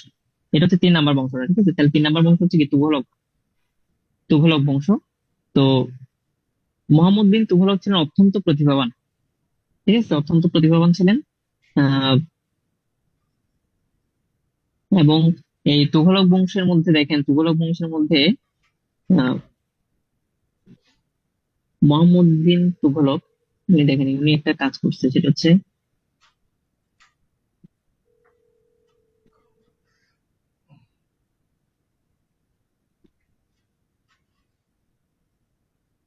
এই যে তামার মুদ্রার প্রচলন করছে। তুঘলক হচ্ছে তামার মুদ্রার প্রচলন করছে, কিন্তু তখন তো ওই যে জাল নোট ধরার মতো কোনো মেশিন তো ছিল না।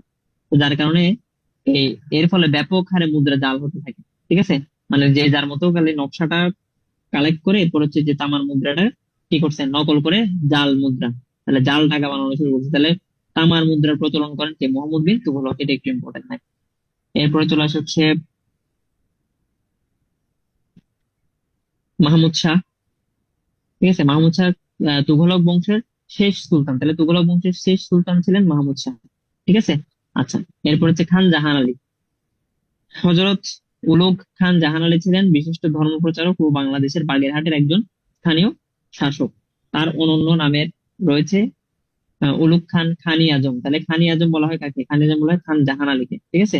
তিনি কি করছে?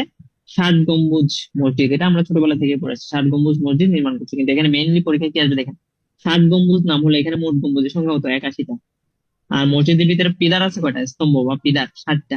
পিলার 60টা আছে, ঠিক আছে? পিলার আছে 60টা। এবং 1983 সালে 1983 সালে 60 গম্বুজ মসজিদকে ইউনেস্কো কি করে? বিশ্ব ঐতিহ্য ঘোষণা করে। এরপরে আরো আছে লোদি বংশ। লোদি বংশ, এর আগে একটা অবশ্য বংশ ছিল, সৈয়দ বংশ ছিল। সৈয়দ বংশ এটা হচ্ছে 4 নাম্বার, আর লোদি বংশ হচ্ছে 5 নাম্বার। 5 নাম্বার, আর 4 নাম্বার ছিল হচ্ছে সৈয়দ বংশ।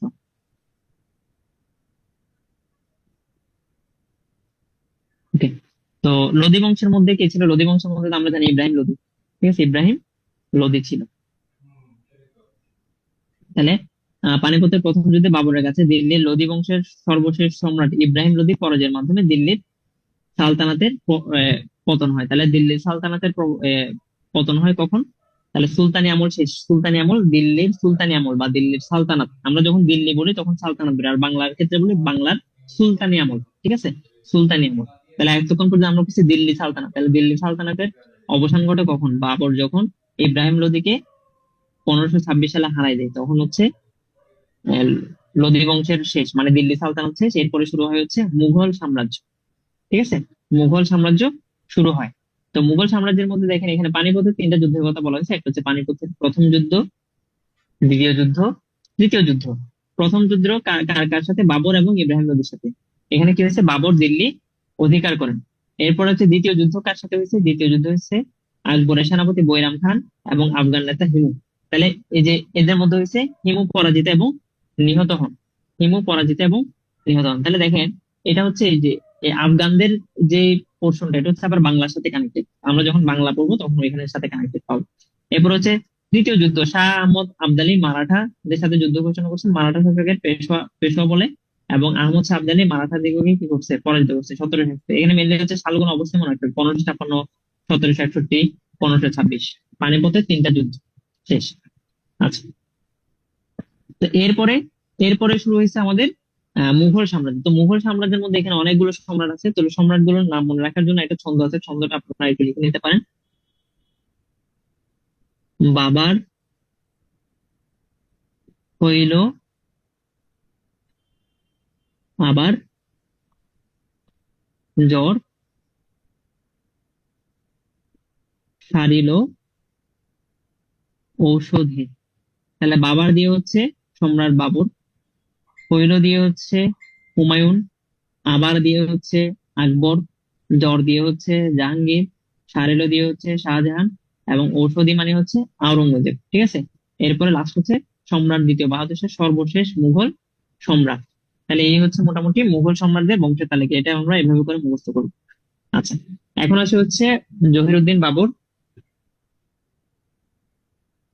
আচ্ছা, এক মিনিট।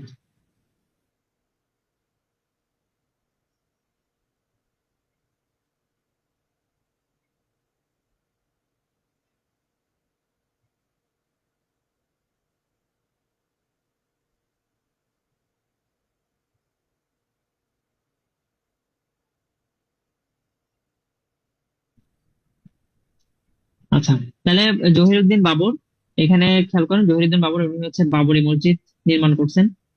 আহ এটাই। আর হচ্ছে তার আত্মজীবন হচ্ছে তুঝুকি বাবর। ঠিক আছে, তুঝুকি বাবর, এই জিনিসগুলো হচ্ছে ইম্পর্টেন্ট। আর হচ্ছে হুমায়ুন, হুমায়ুন তিনি বাংলা নাম দেন হচ্ছে জান্নাতাবাদ, জাস্ট এই লাইনটাই ইম্পর্টেন্ট। এরপর হচ্ছে জালালউদ্দিন আকবর। 13 বছর বয়সে আকবর দিল্লির সিংহাসন আরোহণ, মাত্র 13 বছর বয়সে। ঠিক আছে।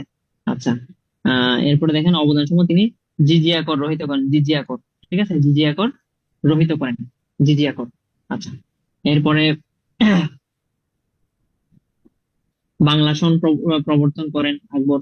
এবার হচ্ছে বাংলা পহেলা বৈশাখ তার সময় থেকেই শুরু হয়েছে। ঠিক আছে, এটা দেখেন কয়টা বিসিএস, 32, 26 এবং 10, তিনটা বিসিএস এটা আসছে। এরপরে দেখেন আহ আকবর তানসেন, তার তার রাজসভার যে আহ, গায়ক ছিল তার নাম ছিল তানসেন। তানসেনকে বুলবুলি হিন্দ উপাধি দিয়েছিল। ঠিক আছে, বুলবুলি হিন্দ উপাধি দিয়েছিল। আচ্ছা,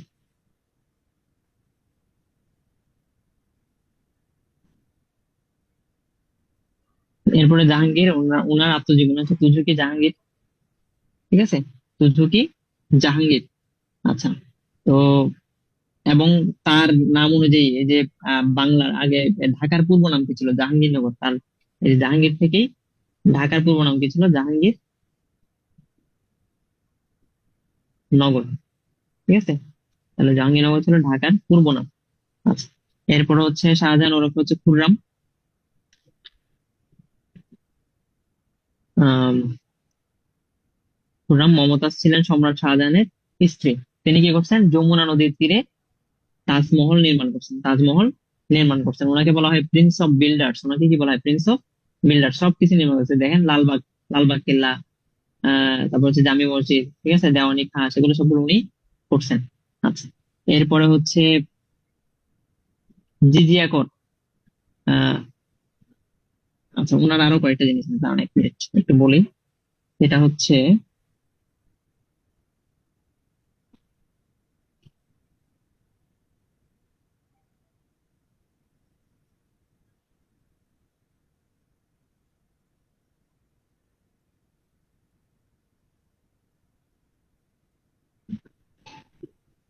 ওনার সময় ছিল হচ্ছে এই যে ময়ূর সিংহাসন প্রতিষ্ঠা করছেন উনি। ঠিক আছে, আর সম্রাট শাহজাহানের মুকুটে বিশ্বখ্যাত কোহিনূর হীরা শোভাবর্ধন করতো। তাহলে এই দুইটা জিনিস হচ্ছে কি ছিল, সম্রাট শাহজাহানের সময়ে ছিল। আচ্ছা, এরপরে চলে আসি যে আওরঙ্গজেব, আওরঙ্গজেব কি করছে, আওরঙ্গজেবকে বলা হতো জিন্দাপির বলা হতো। তিনি জিজিয়া কর পুনঃস্থাপন করেন, জিন্দাপির বলা হতো, জিন্দাপির। ঠিক আছে, জিন্দাপির কেন বলা হতো আওরঙ্গজেবকে, উনি হচ্ছে আহ খুবই হচ্ছে ধর্মপ্রাণ ছিলেন। ঠিক আছে, অতিশয় ধর্মপ্রাণ। তাহলে অতিশয় ধর্মপ্রাণ ছিলেন বলে ওনাকে, এই যে অতিশয় ধার্মিক ছিলেন বলে, তাই ওনাকে কি বলা হতো, জিন্দাপির বলা হতো। আচ্ছা,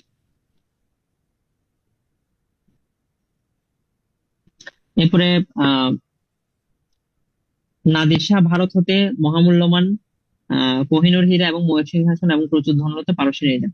ঠিক আছে, তাহলে মোহাম্মদ শাহকে পরাজিত করে এই যে কোহিনূর হীরা এবং হচ্ছে ময়ূর সিংহাসন পারস্যে নিয়ে যান হচ্ছে নাদির শাহ। ঠিক আছে, নাদির শাহ নিয়ে যান। 1761 সালে পানিপথের তৃতীয় যুদ্ধে আহমদ শাহ আবদালী মারাঠাদের পরাজিত করেন। আচ্ছা, তিনি পুনঃ পুনঃ ভারত আক্রমণ করেন। আচ্ছা, নাদির শাহ। এরপরে চলে আসে হচ্ছে বাহাদুর শাহ। তিনি ছিলেন শেষ মুঘল সম্রাট। বাহাদুর শাহকে রেঙ্গুনে নির্বাসিত করা হয়। 1862 সালে রেঙ্গুনে তার মৃত্যু হয়, সেখানে তাকে সমাহিত করা হয়।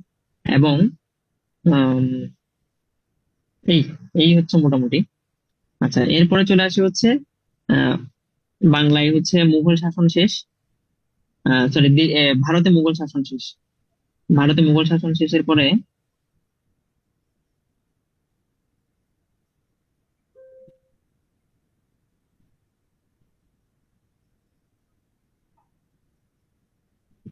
আচ্ছা, এগুলো এখানে দেওয়া নেই, এগুলো আমি একটু মেনশন করে দিই, তাহলে আপনাদের জন্য পড়তে সুবিধা হবে। এখানে হচ্ছে আমি সবগুলা এখন ভারতের গুলা পড়ছি। তাহলে ভারতের মধ্যে একটা গেল হচ্ছে আহ মামলুক মানে দিল্লি সালতানাত গেছে, দিল্লি সালতানাতের পরে হচ্ছে মুঘল গেছে, মুঘলের পরে হচ্ছে সুর শাসন ছিল, মুঘলের পরে ছিল হচ্ছে লাস্ট সুর শাসন, সুর শাসন ছিল। ঠিক আছে, এবং এই সুর শাসনের মধ্যে মেন ছিল কে? মেন ছিল হচ্ছে শের শাহ। সুর শাসনের মেন ছিল হচ্ছে শের শাহ। ঠিক আছে, মেন ছিল শের শাহ। এবং শের শাহ হচ্ছে ভারতবর্ষের ডাক ব্যবস্থা, ঘোড়ার ডাক, ঘোড়ার ডাকের প্রচলন করেন। তাহলে শের শাহ কি করছে? ঘোড়ার ডাক, ঘোড়ার ডাক, ঘোড়ার ডাকের প্রচলন করছেন। এগুলাই হচ্ছে মোটামুটি। তাহলে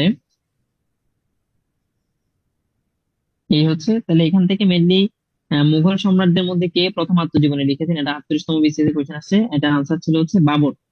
ঠিক আছে, এরপরে 31তম বিসিএস আসছিল কে বাংলা সাল গণনা শুরু করেন, মানে পহেলা বৈশাখ থেকে যে শুরু করছেন, তাহলে এটার আনসার হচ্ছে আকবর। এরপরে হচ্ছে বাংলার পহেলা বৈশাখ চালু করেন কে? সেটাও আমরা জানি, আকবর। ঠিক আছে, এই তিনটা কোশ্চেনই মাত্র বিসিএস আসছে। এরপরে চলে আসে হচ্ছে আমাদের আহ বাংলায় মুসলিম শাসন। এখন আমরা পড়বো হচ্ছে বাংলায় মুসলিম শাসন। তাহলে এখন দেখেন, এতক্ষণ পর্যন্ত আমরা পড়ছি হচ্ছে দিল্লি, এখন আমরা পড়বো হচ্ছে বাংলা। ঠিক আছে, বাংলা পড়বো। তাহলে বাংলার মধ্যে দেখেন, বাংলার মধ্যে এখানে চারটা শাসন আছে। চারটা শাসনের মধ্যে কি কি আমি যদি বলি, একটা হচ্ছে তুর্কি শাসন, তুর্কি। তাহলে বাংলায় মুসলিম শাসন চারটা, কি কি? একটা হচ্ছে তুর্কি, এরপরে দুই নম্বরে হচ্ছে দুই নাম্বারটা হচ্ছে সুলতানি। তাহলে একটা ছিল দিল্লি সালতানাত, আর এটাকে বলতেছি কি? সুলতানি। এরপরে তিন নাম্বারে ছিল হচ্ছে আফগান শাসন, আফগান।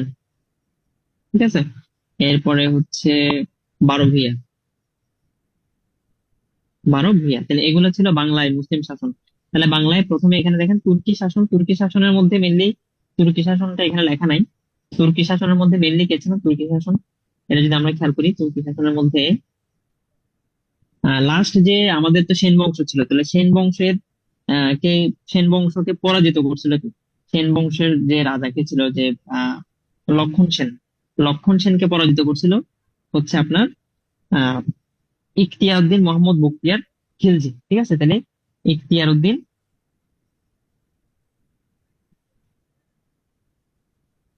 মোহাম্মদ বখতিয়ার খিলজি,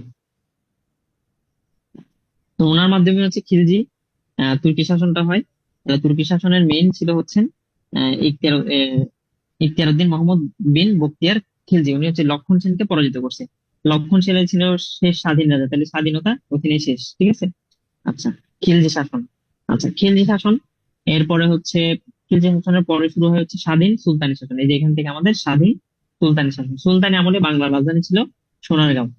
এটা 29 বিসিএস এর একটা কোশ্চেন ছিল। ঠিক আছে, আচ্ছা, আহ এবং বাংলার প্রথম স্বাধীন সুলতানি যুগের সূচনা করেন, সূচনা করছিলেন হচ্ছে ফখরুদ্দিন মোবারক শাহ। ফখরুদ্দিন মোবারক শাহ, তিনি ছিলেন বাংলার প্রথম স্বাধীন সুলতান।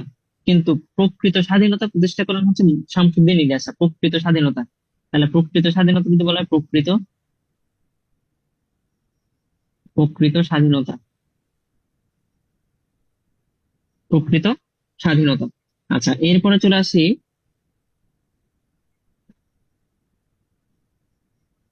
উম এরপরে সুলতান সিকান্দার পান্ডুয়ার বিখ্যাত আদিনা মসজিদ নির্মাণ করছেন। তারপর হচ্ছে গিয়াসুদ্দিন আজম শাহ, তিনি হলেন সবচেয়ে জনপ্রিয় সুলতান। ঠিক আছে, তার সময় বাঙালি কবি শাহ মোহাম্মদ সগির, এই যে মধ্যযুগে শাহ মোহাম্মদ সগির হচ্ছে ইউসুফ জেলা, এগুলো সবগুলো মধ্যযুগ। মধ্যযুগ হচ্ছে কোনটা? মধ্যযুগ মানে হচ্ছে মুসলমান, মুসলিম যুগ। ঠিক আছে, তাহলে মুসলিম, মুসলিম যুগে এই যে ইউসুফ জেলাকে রচনা করেন কেউ? শাহ মোহাম্মদ সগির, আজম শাহের আমলে। আচ্ছা, পারস্যের কবি হাফিজের সাথে, হাফিজের সঙ্গে তার যোগাযোগ ছিল। ঠিক আছে, আচ্ছা, এরপর দেখেন চীনা পর্যটক মানুষজন তার সময় বাংলায় আগমন করেন। এটা বাংলা আগমন, এগুলো সবগুলো আমরা কি করতেছি এখন? বাংলা পড়তেছি। আচ্ছা, আলাউদ্দিন হোসেন শাহ স্বাধীন সুলতানদের মধ্যে সর্বশ্রেষ্ঠ ছিলেন। আলাউদ্দিন হোসেন শাহ স্বাধীন সুলতানদের মধ্যে সর্বশ্রেষ্ঠ ছিলেন। আচ্ছা, ওকে।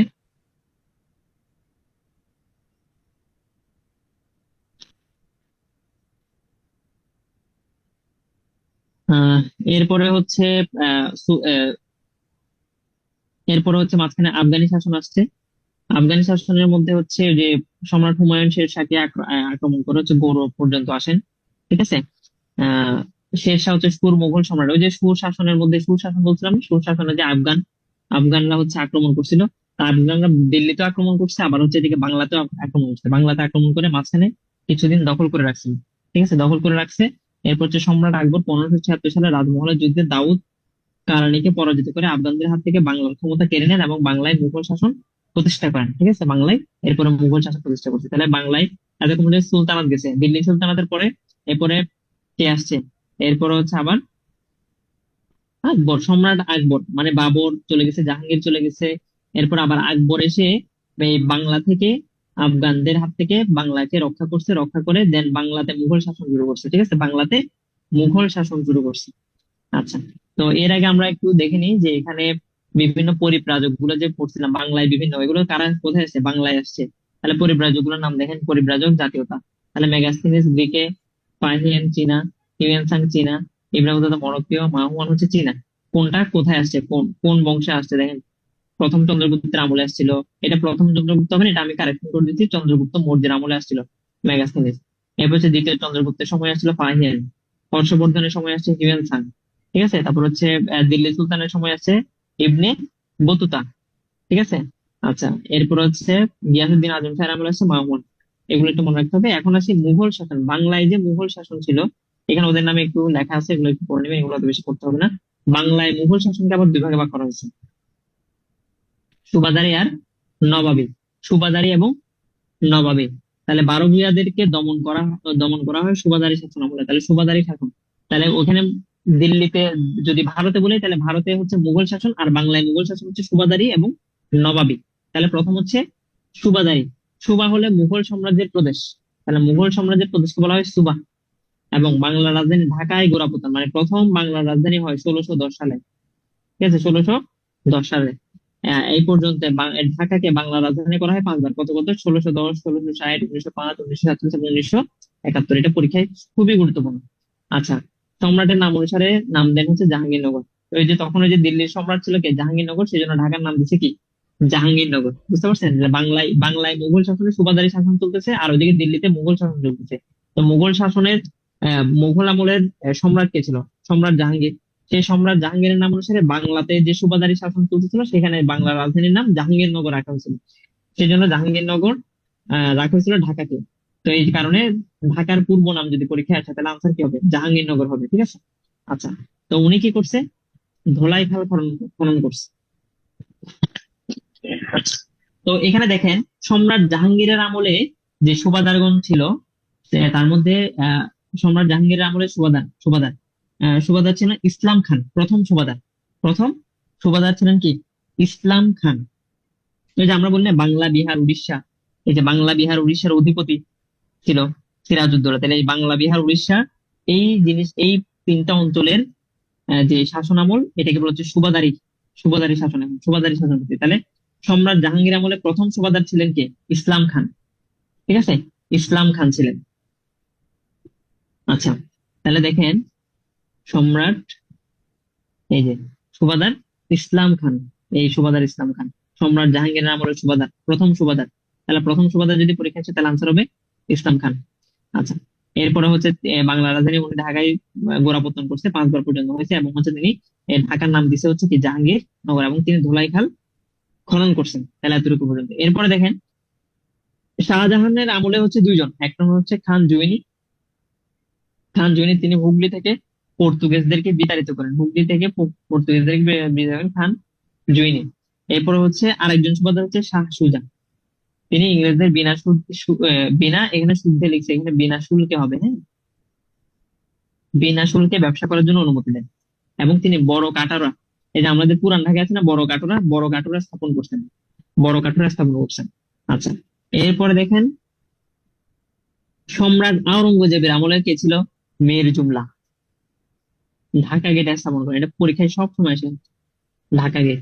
ঠিক আছে, ঢাকা গেট নির্মাণ করছেন। এরপর দেখেন শায়েস্তা খান, প্রথম চট্টগ্রাম উনি কি করেন? প্রথম সন্দিত না, এটা কি হবে? এটা সন্দ্বীপ হওয়ার কথা। ঠিক আছে। আহ চট্টগ্রাম ও সন্দ্বীপ দখল করেন, এরকম তিনি চট্টগ্রামের নাম দেন হচ্ছে ইসলামাবাদ। তাহলে চট্টগ্রামের পূর্ব নাম ছিল কি? ইসলামাবাদ। চট্টগ্রাম থেকে মগ এবং পর্তুগিজ জলদস্যুদের বিতাড়িত করেন। তাহলে দেখেন, পর্তুগিজ জলদস্যুদের বিতাড়িত করেন দুইজন। একজন হচ্ছে হুগলি থেকে পর্তুগিজদেরকে বিতাড়িত করেন হচ্ছে জুইনি সুবাদার। ঠিক আছে। আর চট্টগ্রাম থেকে বিতাড়িত করেন হচ্ছে শায়েস্তা খান। ঠিক আছে, শায়েস্তা খান।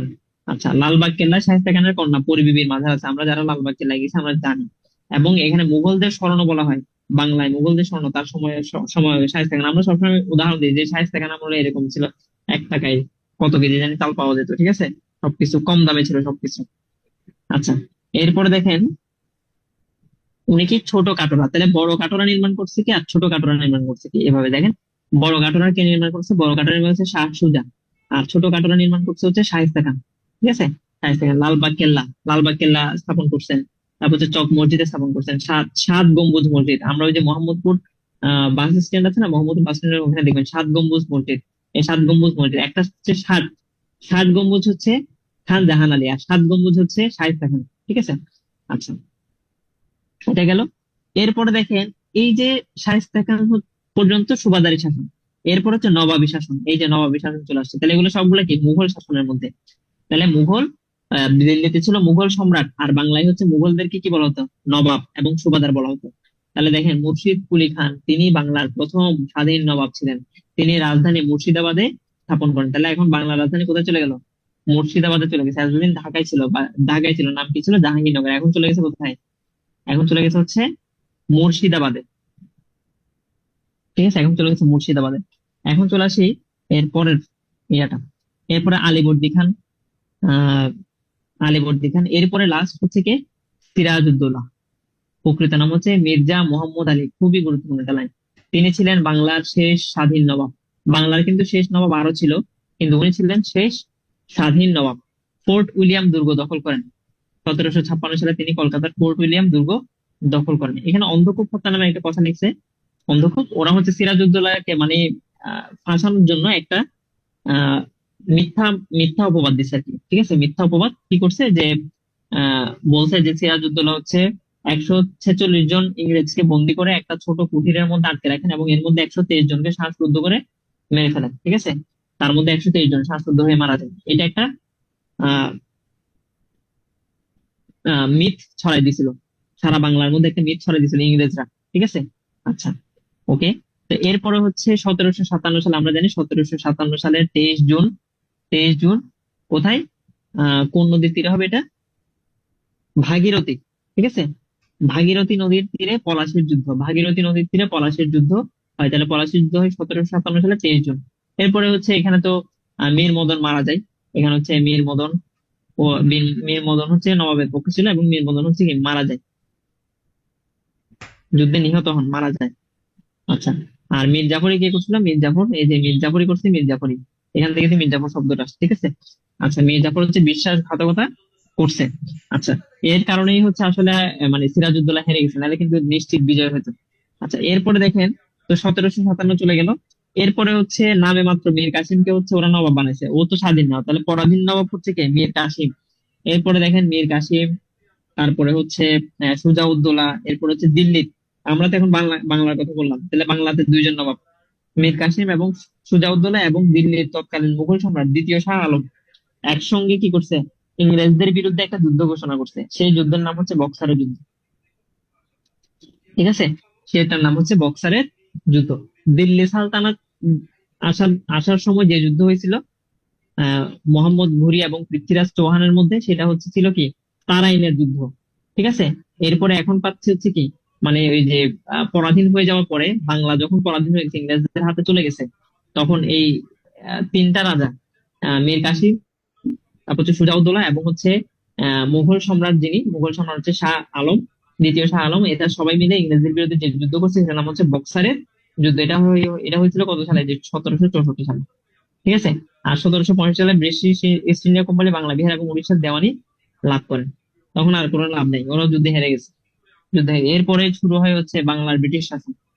ঠিক আছে, ব্রিটিশ শাসন। তো আমরা মোটামুটি প্রায় ক্লাসের শেষের পথে চলে আসছি। ঠিক আছে। আচ্ছা, তাহলে ব্রিটিশ শাসনের মধ্যে দেখেন, ব্রিটিশ শাসনের মধ্যে হচ্ছে লর্ড ক্লাইভ হচ্ছে দ্বৈত শাসন ব্যবস্থা চালু করছে। ঠিক আছে, তার দ্বৈত শাসন ব্যবস্থা চালু করছে। তো এখানে মেইনলি একটা ঘটনা হয়েছে, ঘটনাটা আমি একটু বলি আপনাদেরকে। তো যখন সে আহ দ্বৈত শাসন ব্যবস্থা চালু করছে, দ্বৈত শাসন ব্যবস্থা চালু হয়েছে, আমি এখানে পিডিএফ আছে।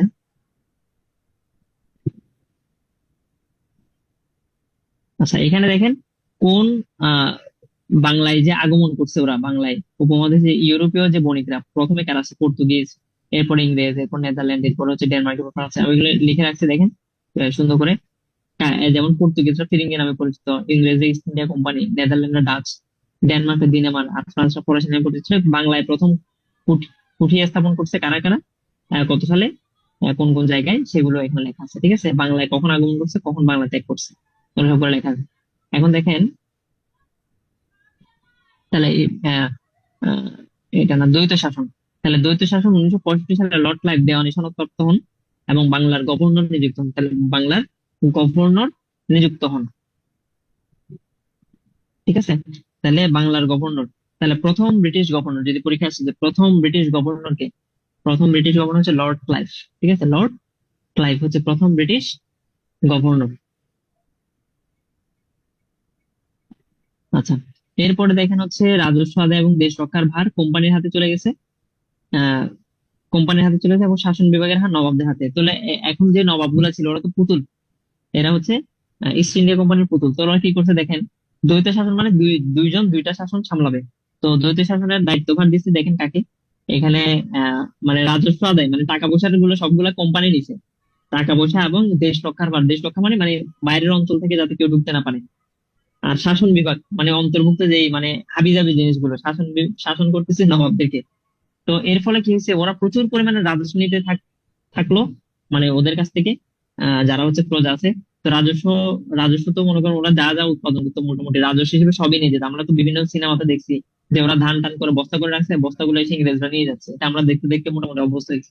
তো নিয়ে নেওয়ার পরে কি হয়েছে, তো দেখা যাচ্ছে বিশাল একটা আহ দুর্ভিক্ষ দেখা দিচ্ছে। এটাকে বলা হচ্ছে 76-এর মন্ত্র। এটা 76-এর মন্ত্র কেন বলা হয়েছে, কারণ হচ্ছে এটা ঘটছিল কত সালে, এটা ঘটছিল আপনার আহ 1176 সালে। ঠিক আছে, 1176 আর ইংরেজি সাল হচ্ছে 1770। পরীক্ষাতে এটা আসে যে ইংরেজি কত সালে ঘটছিল, তাহলে বাংলা হচ্ছে 1176, সেজন্য 76-এর মন্বন্তর বলা হয় এটাকে। ঠিক আছে, এখানে দেখেন প্রায় 3 কোটি মানুষের মধ্যে 1 কোটি মারা গেছে, মানে 1/3 মানুষ মারা গেছে, 1/3 মানুষ মারা গেছে এখানে। আচ্ছা, এবং এই যে দ্বৈত শাসনের পরে কিন্তু ও এসব করে দিয়ে, এই যে দ্বৈত শাসন ব্যবস্থা টালু টালু করে দিয়ে লর্ড ক্লাইভ হচ্ছে বীর বেশে তার ইংরেজি লন্ডনে চলে গেছে। ঠিক আছে, লন্ডনে চলে গেছে, বীর বেশে চলে গেছে যে আমি তো অনেক কিছু করলাম, আমি আহ, আহ, সবাইকে পরাজিত করে টরে বাংলার প্রথম গভর্নর হইলাম। এখন মোটামুটি ইস্ট ইন্ডিয়া কোম্পানিকে প্রতিষ্ঠিত করে দিয়ে সে চলে গেছে। চলে যাওয়ার পরে দায়িত্বভার দিয়ে গেছে হচ্ছে লর্ড গভর্নর কার্টিয়ার। তাহলে দ্বিতীয় গভর্নর হচ্ছে গভর্নর গভর্নর কার্টিয়ার। এই দ্বিতীয় গভর্নর কার্টিয়ারের আমলেই হচ্ছে 76-এর মন্ত্র। এখানে আপনাদের যে ফাইল এখানে লেখা আছে হচ্ছে যে লর্ড ক্লাইভের আমলে, এটা আসলে লর্ড ক্লাইভের আমলে হবে না, এটা হবে আসলে কার্টিয়ারের সময়। ঠিক আছে, কার্টিয়ারের সময়, যদি কার্টিয়ার যদি অপশনে না থাকে তখন লর্ড ক্লাইভ দিবেন। আচ্ছা, তাহলে এটা গেল প্রথম গভর্নর। এখন হচ্ছে গভর্নর জেনারেল। তো পরবর্তীতে কি করছে, এই যে যখন দেখলো যে অনেকগুলো 76-এর মনন্তরের পরে হচ্ছে মানে মোটামুটি একটা ঝামেলার মধ্যে দিয়ে গেছে।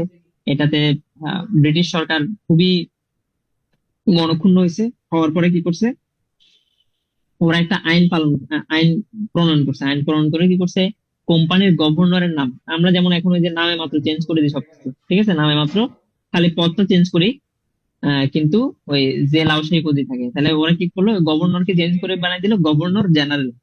গভর্নর জেনারেল, তাহলে ওয়ারেন হেস্টিং ছিল হচ্ছে বাংলার শেষ গভর্নর, এবং তাকে বানিয়ে দিছে কি, তাকে বানিয়ে দিছে হচ্ছে গভর্নর জেনারেল। তাহলে প্রথম গভর্নর জেনারেল কে, ওয়ারেন হেস্টিং। শেষ গভর্নর কে, ওয়ারেন হেস্টিং। ঠিক আছে, তাহলে গভর্নরকে গভর্নর জেনারেল বানাইছে। আচ্ছা, ওকে। তো উনি কি করছে, উনি হচ্ছে রাজস্ব বোর্ড স্থাপন করছে, পাঠশালা বন্দোবস্ত করছে, এবং দ্বৈত শাসন ব্যবস্থাকে উনি কি করেছে, বাদ দিয়ে দিয়েছে, রহিত করে দিচ্ছে। আচ্ছা, এরপরে চলে আসে হচ্ছে লর্ড কর্নওয়ালিস। উনি ইন্ডিয়ান সিভিল সার্ভিসের প্রতিষ্ঠাতা। ইন্ডিয়ান সিভিল সার্ভিসের প্রতিষ্ঠাতা 10 সালা বন্দোবস্তের জন্য সূর্যাস্তায়ন পাশ করেন। সূর্যাস্তায়ন মানে কি? সূর্যাস্তায়নটা হচ্ছে যে আমরা মিনার কার্টুনে দেখতাম তখন, ওই যে সূর্যাস্তের আগে হচ্ছে আপনার আহ, যে লোনটা নিছেন এটা পরিশোধ করতে হবে, বা করটা পরিশোধ করতে হবে। তাহলে কর যেটা বা রাজস্বটা পরিশোধ করতে হবে সূর্যাস্তের আগে, মানে যে নির্দিষ্ট ডেট থাকতো ওই ডেটে সূর্যাস্তের আগেই পরিশোধ করতে হবে, নাইলে কি হয়ে যাবে, নিলামে চলে যাবে সবকিছু। ঠিক আছে। আচ্ছা, তারপর হচ্ছে 10 সালা বন্দোবস্ত উনি চিরস্থায়ী বন্দোবস্ত নামে ঘোষণা করছেন। তাহলে চিরস্থায়ী বন্দোবস্ত ঘোষণা করছেন। চিরস্থায়ী বন্দোবস্ত জিনিসটা কি? চিরস্থায়ী বন্দোবস্ত জমির মালিকানা জমিদারদের কে দেওয়া হয়েছে। ঠিক আছে, যারা কৃষি কাজ করতো তাদেরকে জমির মালিকানা দিল না, যারা জমিদার খালি তাদেরকে দেওয়া হয়েছে জমির মালিকানা। আচ্ছা, এরপর হচ্ছে লর্ড ওয়ালেসলি। এটার এত বেশি কিছু লাগবে না। এখানে দেখেন Lord William Bentinck. Lord William Bentinck. তো এখানে মেন ঘটনা কি? এখানে মেন ঘটনা হচ্ছে বাংলার শেষ গভর্নর জেনারেল। তাহলে উনি হচ্ছেন বাংলার শেষ গভর্নর জেনারেল। উনি কি করছেন? সতীদাহ প্রথা আইনগতভাবে নিষিদ্ধ করে দেন। আইনগতভাবে নিষিদ্ধ করে দেন, শেষ গভর্নর জেনারেল। আচ্ছা, এরপরে দেখেন, এরপরে ইস্ট ইন্ডিয়া কোম্পানি হচ্ছে আহ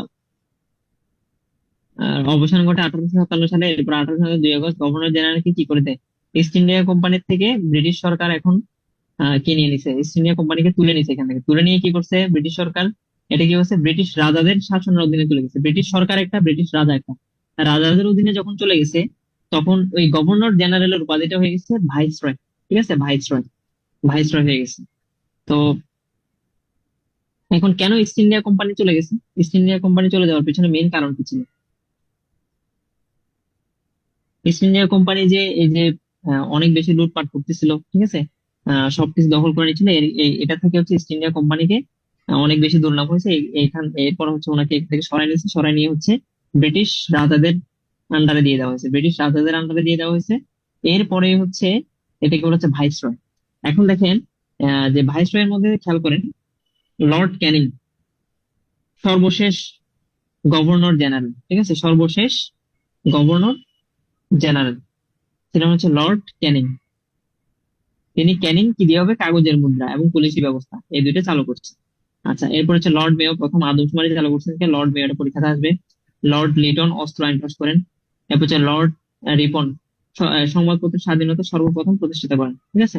আচ্ছা, এরপরে উনি একটা ফ্যাক্টরি আইন পাস করে শ্রমিকদের 8 ঘন্টা কাজ করার নিয়ম চালু করছেন। আচ্ছা, এরপরে দেখেন লর্ড কার্জন। লর্ড কার্জন 1905 সালে 16 অক্টোবর বঙ্গভঙ্গ জারি করেন। ঠিক আছে, বঙ্গভঙ্গ জারি করেন লর্ড কার্জন। কার আমলে চালু করেন এটা? Lord Curzon.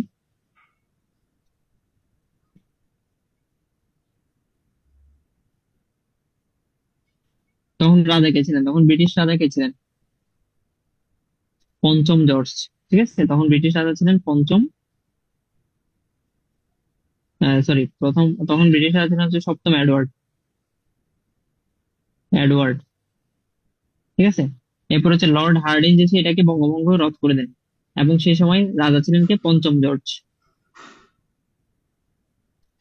আচ্ছা, এরপরে লর্ড চেমস্ফোর্ড তেমন একটা লাগবে না। লর্ড মাউন্টব্যাটেন ইনি ছিলেন ব্রিটিশ ভারতের সর্বশেষ ভাইসরয় ছিলেন। ঠিক আছে, ব্রিটিশ ভারতের সর্বশেষ ভাইসরয়। এরপরে দেখেন বিভিন্ন আইনি পদক্ষেপ গুলো কে কি করছে। লর্ড ক্লাইভ, তারপর হচ্ছে চেমস্ফোর্ড, কর্নওয়ালিস, এগুলো জাস্ট নামগুলো একটু, কে কি করছে এখানে সব সুন্দর মতো করে দেখছি, এগুলো জাস্ট একটু করবেন। লর্ড হার্ডিঞ্জ কি করছে, লর্ড মিন্টো কি করছে, লর্ড মাউন্ট ব্যাটেন কি করছে, এগুলো একটু করে নিতে হবে। ঠিক আছে, তাহলে এই হচ্ছে মোটামুটি আমাদের লেকচার ছিল।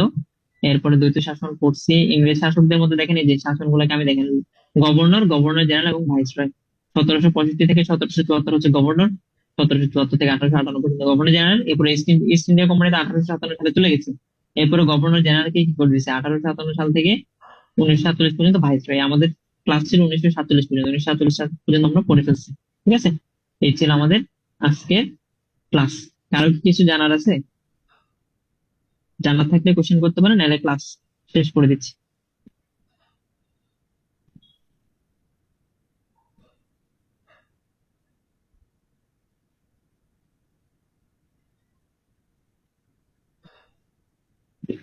আচ্ছা, ঠিক আছে, তাহলে আমরা ক্লাস শেষ করে দিচ্ছি। সবাইকে ধন্যবাদ। আল্লাহ হাফেজ।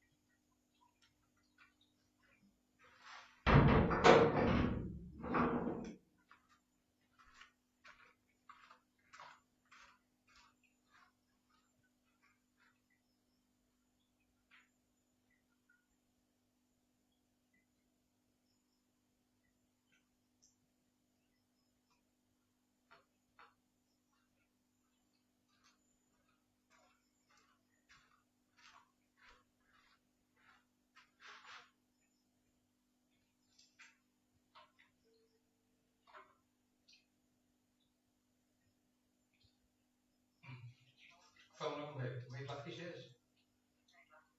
হ্যাঁ, ওকে ওকে।